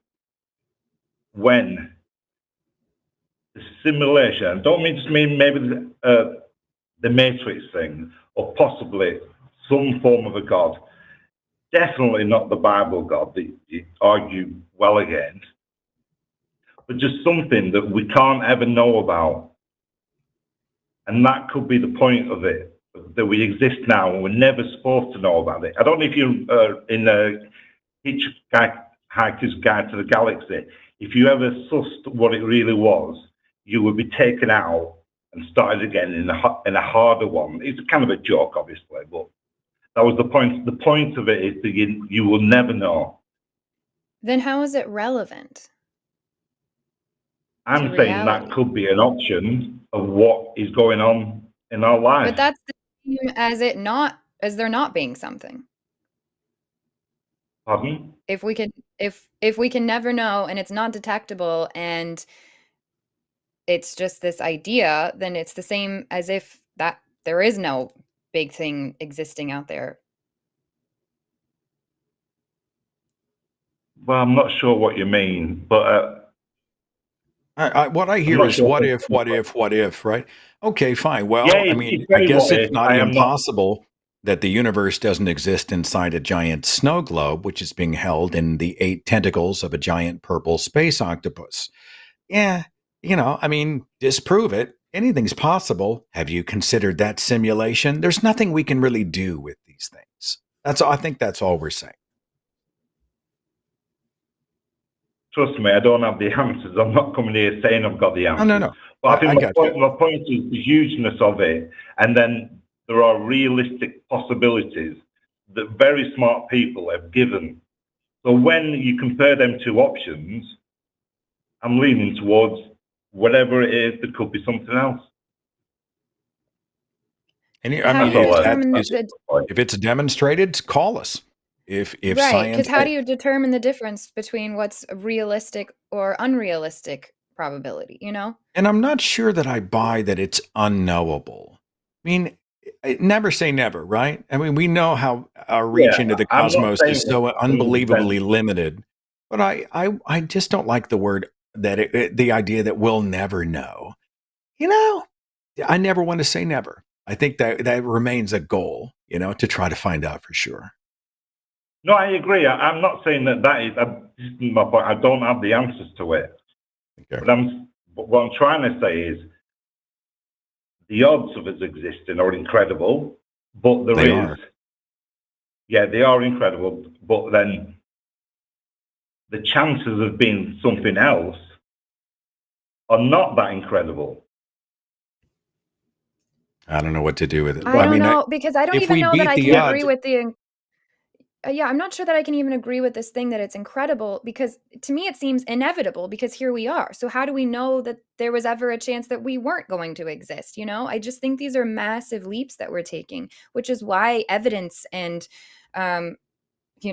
more than just revealing, as another caller said, is what I have to base my reality off of. it's a tricky one. I'm not, it's just a point, really. It's just a point that I've never heard come up. Or I'm certainly not arguing for a religious book of any kind. Oh, sure. We're just talking about the possibilities over coffee. Yeah. Yeah, I'm not saying that's not a fun like rabbit hole to go down and think what if, but like Seth said, it is just a bunch of what ifs because we don't really have anything to back those ideas. Yeah, I just don't think you get my point of. I think I read somewhere like the chances of you being alive are like having 4 million dice. You throw them up in the air and you've got to land on a certain number. It's that incredible number, like the pack of cards. You've got to reshuffle it and at the exact order or something like that. It sounds like I'm not sure. Probability drive, but it wasn't impossible. Maybe we were improbable. But that's all I got, Steve. Thanks for throwing it out. Yeah, no worries. Yeah. Thanks, okay, Steve. Thanks a lot, guys. All right, have a good one. Bye-bye. Bye. Are you down for you down for another call? We can navel gaze about what if, how did we start? Are we in a simulation? Is there a multiverse? Was there an intelligence? I mean, all of these, I think maybe they can be interesting, but more often than not, they're so broad and they make so many assumptions that I get a little frustrated with them. So I found myself at one point going, Right. And like I said, those are fun talks to have with friends, like when you're just kind of like, what if this and what if that? But am I willing to base any bit of my reality around these ideas that we have nothing to back? Absolutely not. Why would I do that? So it's let's say, all right, 1 in a million or whatever that we exist. Well, we would be the one. We'd be looking around going, hey, wow, we exist. I mean, this idea that, wow, look at the chances. Throw the dice up in the air. What are the chances that all these cards would land face up, etc.? Well, if some of the cards do land face up, how else would they be reacting if they were sentient? They would be going, hey, check us out. We're here. And I'm not sure that much of the rest of the argument really holds too much interest for me. So yeah. Yep. Let's see. We've got Bart up next. Hey, Bart, how are you doing? You're on with Seth and Eve. Hey, you got me? Yeah, gotcha. We can hear you. What do you want to talk about tonight? Yeah, so been just kind of in the process of losing my faith after, most of my life, believing and just like kind of losing my connection to my family over it. And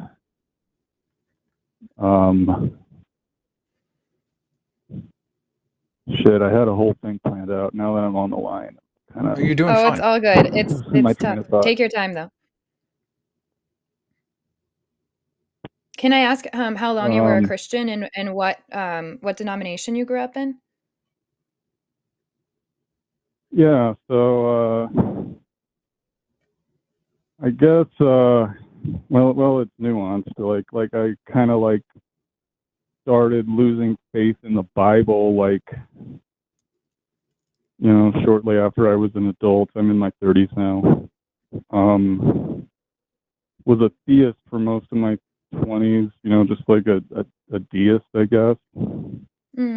Just recently just kind of started stopping believing that there's even a reason to believe that there's a God, or if there is, it's kind of irrelevant because God's kind of an asshole if he does exist. Well, I think that would be relevant if he does, but that's why I'm thankful that nothing's pointing to that terrible God actually existing. So, but I hear what you're saying. I totally get you. Yeah, I've spent most of my adult life, living like half the United States away from my family, and I just recently moved back in with them, and I don't know, just kind of started like talking to them about, like, not voting for, the Cheeto guy, and, not realizing they were cultists. And turns out they are cultists, like election deniers, the whole work. Yeah. And just kind of a sad situation. And, I was homeschooled, raised, very conservatively. But, my parents are smart people in a certain sense. Like, like they're not stupid. They're college educated, and but I don't know. They just kind of got propagandized into that whole thing. Yeah. Well, your story sounds really similar to mine. I grew up conservative Christian household. I was also homeschooled. And I remember, honestly, still one of the hardest things for me, it's a continuous process. And I don't know if this kind of answers part of what you're calling in for, but I am having to grieve who I thought my parents were. Because like yours, my parents are very intelligent people. They are some of the smartest people I know. And I looked up to them my whole life. And now I see them fall for all kinds of propaganda and lies and conspiracy theories, and it's really shaken the image I had of them. And then of course, like losing my faith and not having that in common, it's been a massive process of learning how to grieve. And I think that's my number one piece of advice for when you are losing faith, is that you learn how to grieve and find, whatever books or whatever sort of content you learn best from, and really let yourself go through that.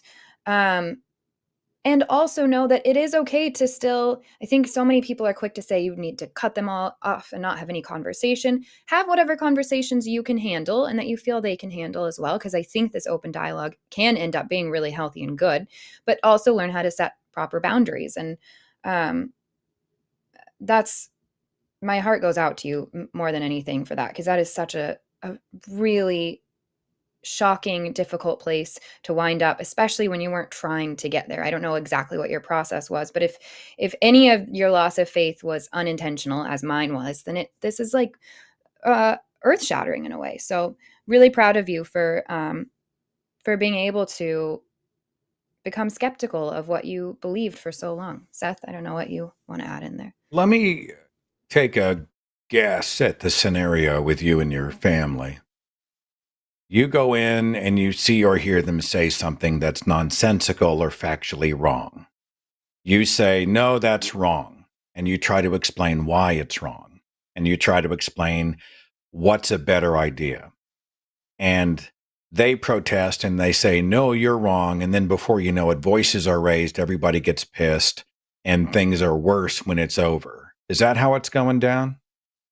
You're good. You got it. Ain't my first rodeo, Bart. Ain't my first rodeo. And it has been shown that you will never get someone out of a cult by saying, hey, you're in a cult. This is maybe the truth, right? There are a lot of cult properties. Stephen Hassan has a book called The Cult of Trump that relates to the fact that there are all kinds of cults, and political cults exist as well. But you're going in so sincerely with all that you have discovered, saying, if I just present this, if I just take these vowels and these consonants and I arrange them in a certain way and I communicate it in this specific way, they will see it. They'll see the light. They'll see what I'm talking about. They'll come out of that cocoon and they'll be free and everything is going to be better. And the opposite seems to happen. And you leave with your head in your hands. Have you felt that sensation, Bart? Yeah, well, I guess, I haven't really had much connection to them. Like I said, I've been living, far away, like not really living with them, and just didn't realize how far they'd gone. And I, come home and have a couple chats with them and just realize, oh, holy shit. Like, we've just kind of mutually agreed to, like, not talk about religion or politics now. Oh, I get it. Look, this was 2 years ago. I went over to my mother's house and I saw a paper copy of the Epoch Times on her counter. Well, the Epoch Times is a wackadoodle, cult-run conspiracy newspaper, publication, website, etc. Yeah, my parents love the Epoch Times. Oh, yeah. Yeah. And at some point, I think we have to have a cost benefit discussion about, do we think we're going to be able to make a dent, and what's our mental health worth? Because if you go in and you're attempting to reason them out and they are a closed system, that way madness lies. So some people are able to live around this difference, and some people simply are not. And I don't know where you are. Just know that a lot of people relate to the frustration that you feel about your loved ones who have been sort of sucked into the black hole. You know, they've fallen into the quicksand. You're desperate to get them out, but it's almost like someone who is addicted. You know, you can't stop someone addicted to alcohol or drugs from being addicted to alcohol or drugs. You can give them resources, you can tell them you care, but at some point they are going to have to be actively involved in extricating themselves. So take that burden off of yourself, okay? Yeah, for sure. And Bart, I would say be, quote, selfish, which this is really just a decent thing to do for yourself, and focus on finding community for yourself and finding support system for yourself outside of that with people that you do have shared values with. And that will only make it easier the times when you are around people that you're not going to be able to get through. Have you heard of recovering from religion? No.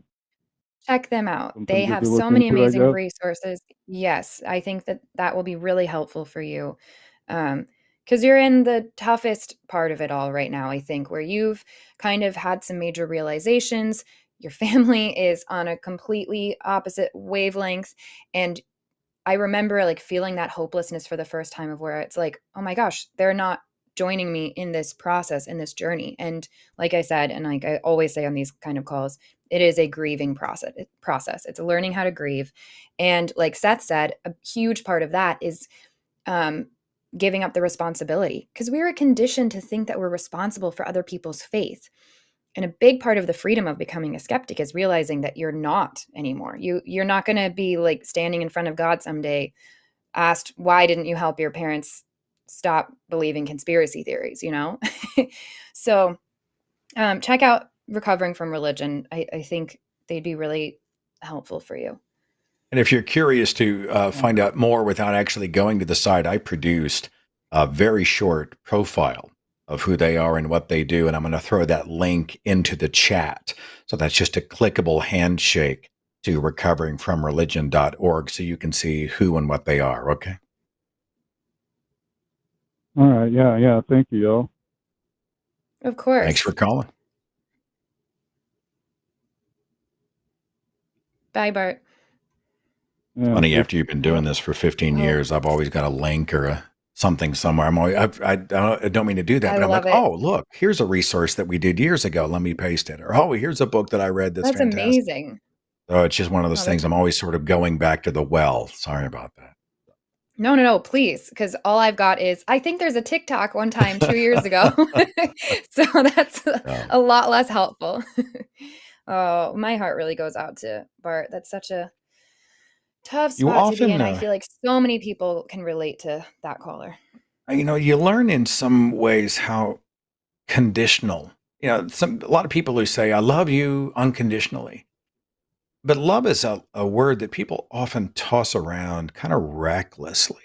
And when you have a disagreement, especially in terms of values, and I can't think, even more than religion, I think politics speak to our values. I think you find out about people who accepts you for who you are, who says, okay, I disagree, but I think you're smart and I respect you, and let's celebrate what we have in common. And you'll find other people who are like, you're going to hell, I'm embarrassed, I don't want anything to do with you. Or they do something that I think is just as insidious, and they start to cordon and close off a part of themselves from you.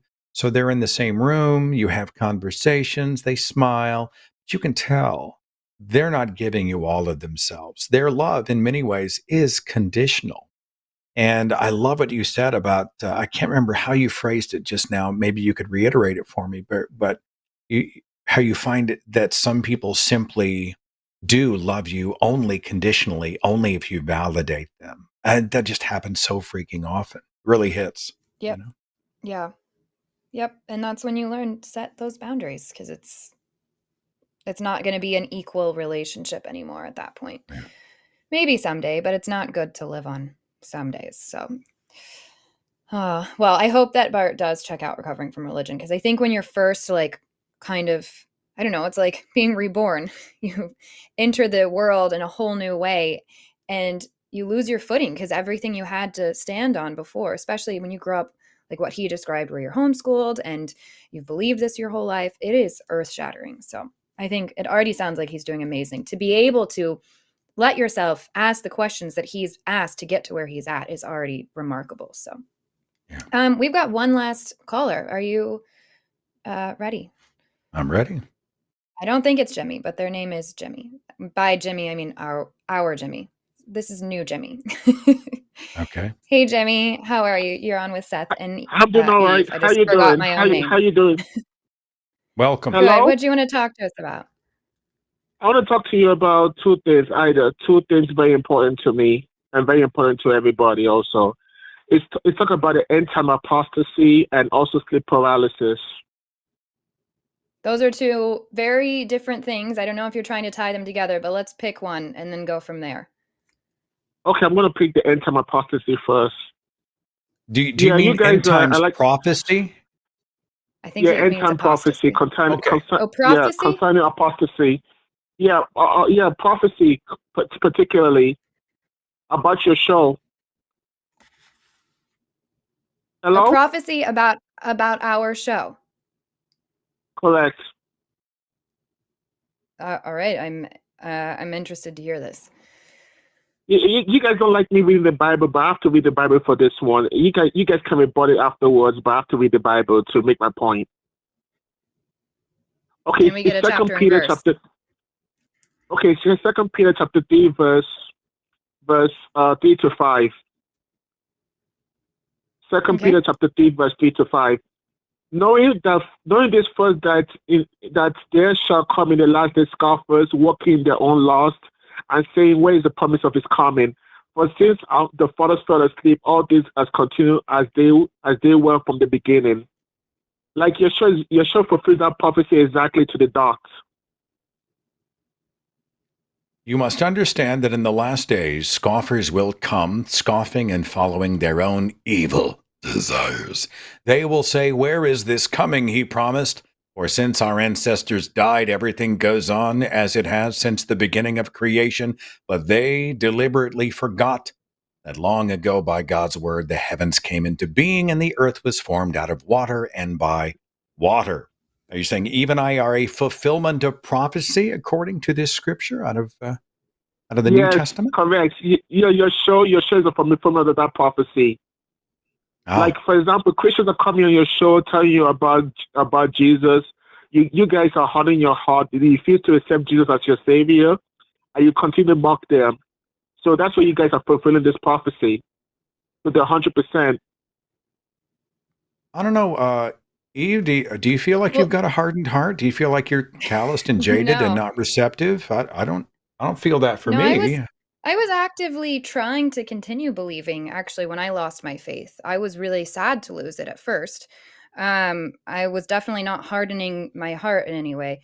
The other thing is, I think this is being really generous to call this a prophecy. It's similar to when in the Bible it says, someday there's going to be famine. Like, yeah, that happens. Someday there's going to be earthquakes. Yep, welcome to the world. Someday people are going to disagree with the Bible. Well, no shit, because it's made a bunch of claims that there's no evidence to back. So I don't find that to be, first of all, I don't think we can qualify that as a prophecy to say, Seth and I don't believe in God, therefore this specific verse is true. To me, that's just saying the obvious. The verse is It's a prophecy. It says in the last days, scoffers walking in their own lust, and we live in the last days. They also thought at the time that the last days were going to be during their lifetime, so they already got that wrong. So how is that the part they got right? They got everything else wrong. Jesus is still not back, and Jesus was supposed to come back in their lifetime. He did not. No, he can't come back in their lifetime because the Antichrist is not yet shown up. When the Antichrist comes and during the second coming of Jesus, the Antichrist will show up before then. you guys should listen to John Hagee. He explains it very, very well. It talks about the end times whereby Christ comes back and destroys the Antichrist and the one world government, and he ushers in the millennial kingdom. That has not happened yet. But if we're going to read the Bible the way that you're trying to read this verse, then we have to take it seriously, like in Matthew, when Jesus says, when it talks about Jesus returning within a generation, and that didn't happen. To me, that's a much more important prophecy that should have been fulfilled for me to believe anything. What do you want me to do with this information? Basically, Jimmy, let me finish this thought. What you're telling me is, hey, this book that I care about tells me that someday people are going to disagree with it, and that's a sign that it's true. Well, that's silly. Can you understand how that's not compelling at all? This book has safeguarded itself by saying, nuh-uh, you can't tell me I'm wrong, because if you tell me I'm wrong, then that means I'm actually right. It's trying to pull some kind of reverse Uno card, and it's not convincing to me at all. It's not interesting. You guys see it that way, unfortunately. You guys see it that way. I don't see it that way. We see that we see the book as the word of God, and everything the Bible says is true. And you also understand that Paul says that a day with the Lord is like 1,000 years. 1,000 years is like one day. So God's timing and our time are not the same. You did that about atheists. You did that about you atheists. You want it done your way, and it's not going to happen your way. It's going to happen God's way. So Jimmy, you're saying, Jimmy, let's take a breath and slow down, because you're saying a lot of things, and I'd rather us have an honest conversation. First of all, I don't know what you mean by I want it my. I don't know what you mean by I want it my way. I don't know what my way would be, because as I said to you, part of my story is that I wanted there to be a God. I wanted to continue believing. It was difficult for me to lose my faith. So you're already wrong on that account. I don't know what Seth would say, but you're throwing out a lot of things about atheists, and everything you're saying so far is just not true. No, I'm not talking about you specifically. I don't know you specifically. I'm talking about atheists in general. So I'm sorry. I'm sorry if I overspoke. But you're talking to me, and you're talking to me and Seth, and every atheist is going to have a different story and a different thing. You can't. Okay. What I can say about your story? What I can say about your story is like you were probably deceived. That's what I can say about that. You didn't have enough patience. You were probably deceived. You didn't have enough faith to see it through. And I pray that just one day touches your heart, you come back to Him before it's too late. That's what I can say about your case. So Jimmy, there's something you could easily do to help remedy this situation. Can you give us evidence for why there is a God? Yeah, I can give you evidence, but I can give you evidence. I'm not talking about you in particular, but I'm talking about the atheist experience. Your heart is so hardened towards God that people have been calling your show for years. Hey, Jimmy, you're talking to Seth and I. Can you please stop doing this whole all atheist thing? Because we are atheists, so you're making these broad claims that are not true. So just talk to us like normal people and give us evidence for God. You shouldn't have to talk about atheists in order to have evidence for your God. You shouldn't need to talk about some supposed prophecy that I still don't think is a prophecy, and you shouldn't need to talk about atheists have hardened hearts. What is your evidence that a God exists? Seth, how you doing, Seth? Seth, are you there? I am listening. Seth? You have my rapt attention. Yes, Seth. You say you used to be a Christian. You say you used to be a Christian, right? Hey, Jimmy, why are you not answering my question? I'm kind of offended that you're just ignoring me. No, you're ignoring me, and then you're trying to. You are actually ignoring me. You started talking to Seth. I'm not speaking to you until you have answered Eve's question. I'm just going to sit back and listen. You're wasting your time with me. Okay. If you want me to, if you sit answer Eve's question, that's not a problem. Okay, my answer to you, Eve, is that you might not accept this, but this is what I can give you: sleep paralysis. That's evidence. That's evidence that God is real. Because sometimes I had it about some days ago. I had a sleep paralysis whereby my body was paralyzed. I couldn't move my body until I had to muster the name of Jesus, and I had to scream in the name of Jesus at the side of my bed before I came out of that sleep paralysis. I don't know if you're going to accept that evidence. So I get sleep paralysis sometimes. I actually got it a ton as a kid. Hate it. That's a terrible feeling. Do you know what that is? Because we actually know what it is. It's been studied. Okay, what is it? What is it? It's a disruption in your it's a disruption in your REM, your sleep cycle. So it's sleep deprivation can cause it, stress, anxiety, sleeping on your back. That's what happens to me. If I get sick and I sleep on my back, I fall asleep that way, I get sleep paralysis. So how come when I say Jesus is stops then, if that be the case, when I mention the name Jesus, that thing is done with? Because you believe that that's something that's going to help you. And that with sleep paralysis, what's helpful is to finally be able to wake yourself up and come to. So you found something that you feel grounded to, which I have different tricks for that now that don't involve calling on Jesus. And that kind of helps you snap out of it. It's a coping mechanism that you found that works. So good for you. But there are other things that work. You're able to snap yourself out. I cannot. If Natalie's not there, I'm stuck until it's over.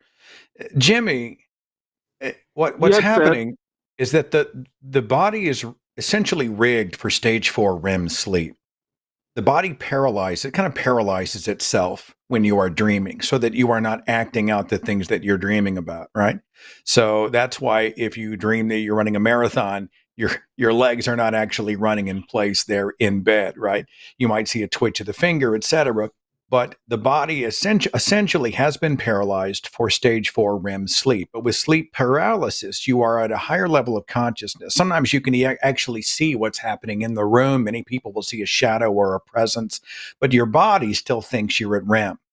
And so you cannot move. Many people feel a pressure on their chest. They panic. The more they panic and can't do anything, they can't wake themselves up. It gets worse and worse and worse. Some people believe that this is a demonic encounter or there's something supernatural going on, but they are woken up by another party or ride it out on them on their own. Or if they're Eve, and I want to know your trick, you're able to wake yourself up out of it and make it stop.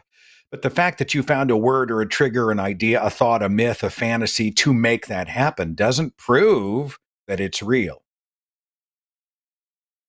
Seth, I'm really concerned about you because I listen to you all the time. I heard about your story. I just pray that you're not being deceived. Because you say you were once Christian. What if we're being deceived? So tell us the truth then. But so far you're not giving us convincing evidence. I have another question for you. So this thing with sleep paralysis, you're claiming that what helps you is that you call out to Jesus. So are you saying that Jesus helps stop the sleep paralysis? Correct. Cool. So what about people? I know stories of friends who were abused as children, and they would cry out in the night to God to help them to stop the abuse, and he never showed up. So are you claiming that Jesus sometimes shows up for you to help stop your sleep paralysis, but is not helping plenty of other people who have much larger problems than sleep paralysis? It could be a combination of so many things. Or does it make more sense that just like I'm able to get myself out of sleep paralysis, you are as well? And neither of us It's a combination of so many things. It's a combination. Okay. God deals with everybody according to their faith levels, and everybody's faith level is the same. So these abused children just don't have enough faith. No, God has a better plan. God it's like nobody understands God 100%. I'll be honest to say I can't understand the ways of God. The ways of God are mysterious. God has his own ways of doing things. So what you're saying is the less sense it makes, the more you accept it? No, what I'm saying is that you have to come to God by faith. You have to believe like a child. You have to be like a little child. You have to accept it as a faith. You cannot use God as your reasoning. That's the problem. That's the problem you atheists make. You try to reason God out. God is above your reasoning. Hang on. The Bible tells us God is not the author of confusion. So we should know exactly. We should know exactly, and God should have made himself clear. So Eve's question stands. If there is a child that is being abused, you are simply removing yourself from some sort of a moral perspective on whether or not a benevolent father figure would intervene to protect the child because he's mysterious and who has known the mind of God. Is that what I'm hearing? Okay. What I'm saying is that the child being abused is wrong, and we all can speculate on what God should have done. But he says his ways are higher than our ways. His thoughts are not our thoughts. So hey, Jimmy, Jimmy. Yes, look, sir. You can sermonize all day. All right, you're not going to get anywhere. If you were in a room next to a child, as Eve was describing, that was being abused, would you go and save the child from abuse? I would save the child. Yes, I would save the child. I would then you're definitely better save the than child. God. Then you're better than the God that you believe in. Right? You are operating from a moral center. You have a moral framework, and yet you are excusing a greater moral being out of that same intervention. And I want to know why. Okay, let me tell you the reason why. I'll let you know the reason why. Like for example, God's ways and my way, I'll save the child, but God might have a better way. You understand? God might try to. I don't know. I'm just speculating. I don't know God's ways 100%. God might have a better way to deal with that situation. Why don't you? Why don't you know God's ways? Because number one, we like what we can learn, what we know in parts. That's what the book of Peter. The best way to understand God is through the Bible. Why did God create beings that cannot understand Him? Because we can understand, if we can understand God 100%, we'll be like God, and that won't be the case. Like for example, it's like asking why would that be wrong? Why did God decide it was better to create? Jimmy, why did God decide that it was better to create beings that are dumb compared to Him instead of giving us the ability to think the way that He thinks? Because God wants us to worship Him and trust Him. That's the purpose of man's creation. So God has an ego. So God cares more about being worshipped so God cares more about being worshipped than He does about children being abused. Do you not hear how disgusting that sounds? No, what I'm saying is that God is God. Whether we like it or not, God does what as He pleases.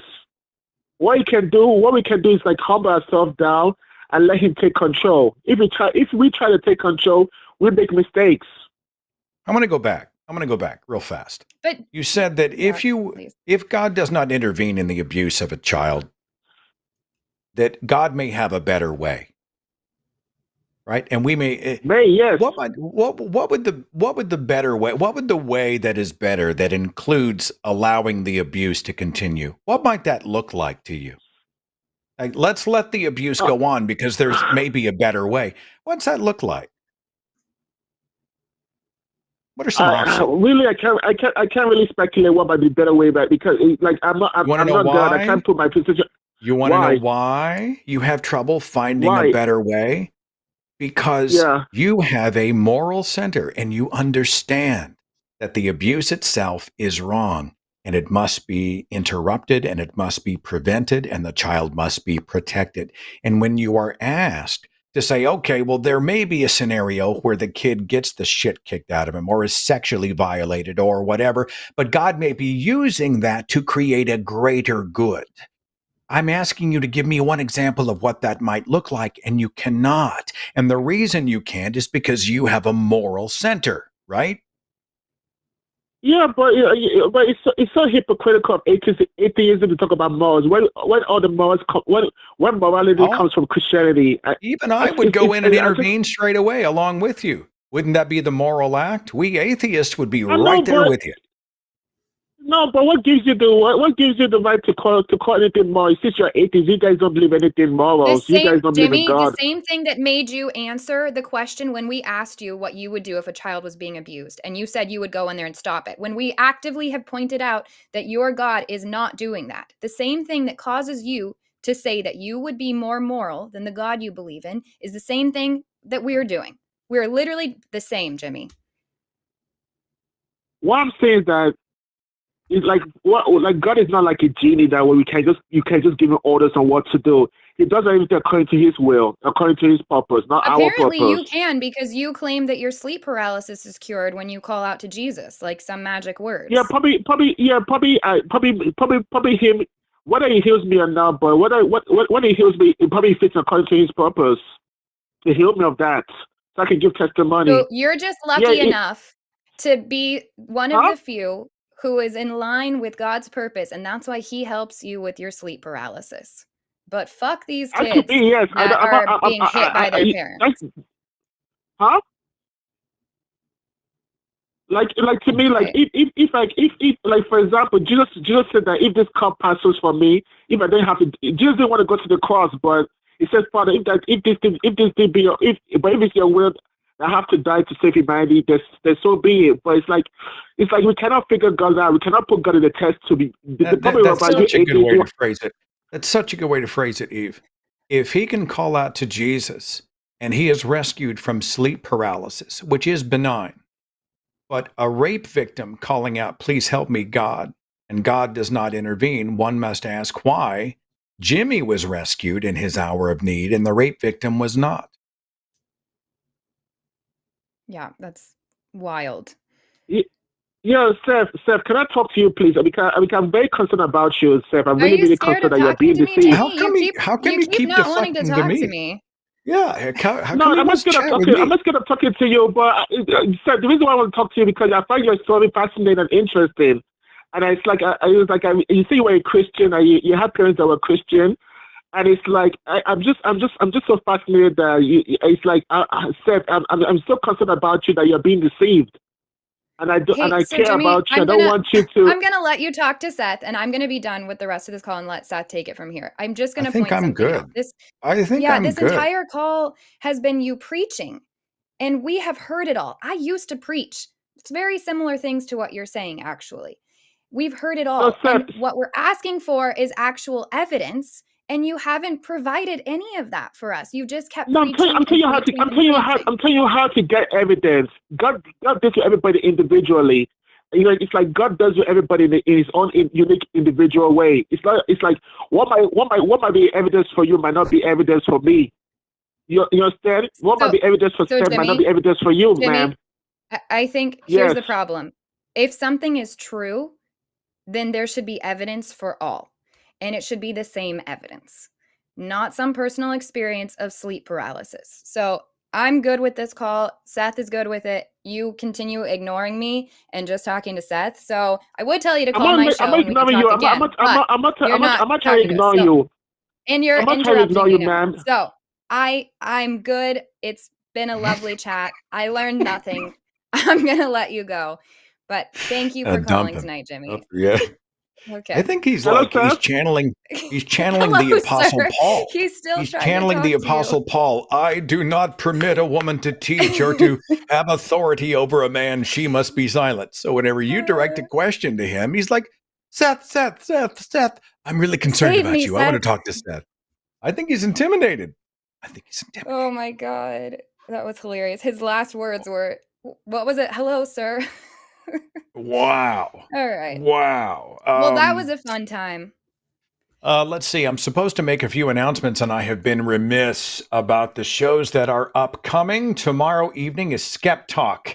It's Erika Gibbon and Aron Adair on Chewed Gum. That's going to be Tuesday night. It's Eve. She's back with Alyssa Ljub on the Hang Up. Matt Dillahunty, Jimmy Snow doing a tandem thing. On the Transatlantic Call-In Show, it's Ben and Jose Caballero. Forrest Valkai and Owen Morgan, forgive me, are on Cause I Wanna on Saturday night. So it's an entire lineup for the week on the line YouTube channel. Just bookmark everything. You'll see the countdowns and the shows going on pretty much every single night. And Eve, thanks for putting up with me again. It's always a joy to be able to hang and chat and feel the calls. Same. I don't know. I feel the intelligibility of the virtuously circular transcendental nature of our conversation tonight. Transcendent conversation. It's been enlightening for sure. Thank you for protecting the callers from me too. I'm sure they really appreciate that. What the hell? I think guy's obsessed with talking away from you. All night long. He's very concerned about you, not me. He's not concerned about me. Just he's deeply concerned about you. You know what? I hear that bullshit all the time. It's, oh, Sam, I'm so sorry that you no longer recognize how much you. And I just think there's no argument being made. There's no proof being presented for a deity. You're not relating or answering or engaging on the subject at hand. It's just that nauseatingly condescending pat on the head thing that's supposed to suffice for compassion. There's another way that people, they use the word love and then I only do this because I love you. Well, really, it's not love. It's really more of it's pity. I think it infantilizes people. I think there are some implied threats involved in many of these ways, and I think he was no exception. Jimmy was just that kind of guy. Yep. For sure. For sure. Well, thanks again. This was a fun night, all things considered. And thank you so much to our crew, our moderators, screeners. Thank you, Arden, for handling all the tech stuff. Thanks, Arden. Love you all. I'll see you guys Tuesday night. I love our music stuff. And there's our producers on the side, our Patreon. Oh, go to patreon.com/calltheline. Help us out.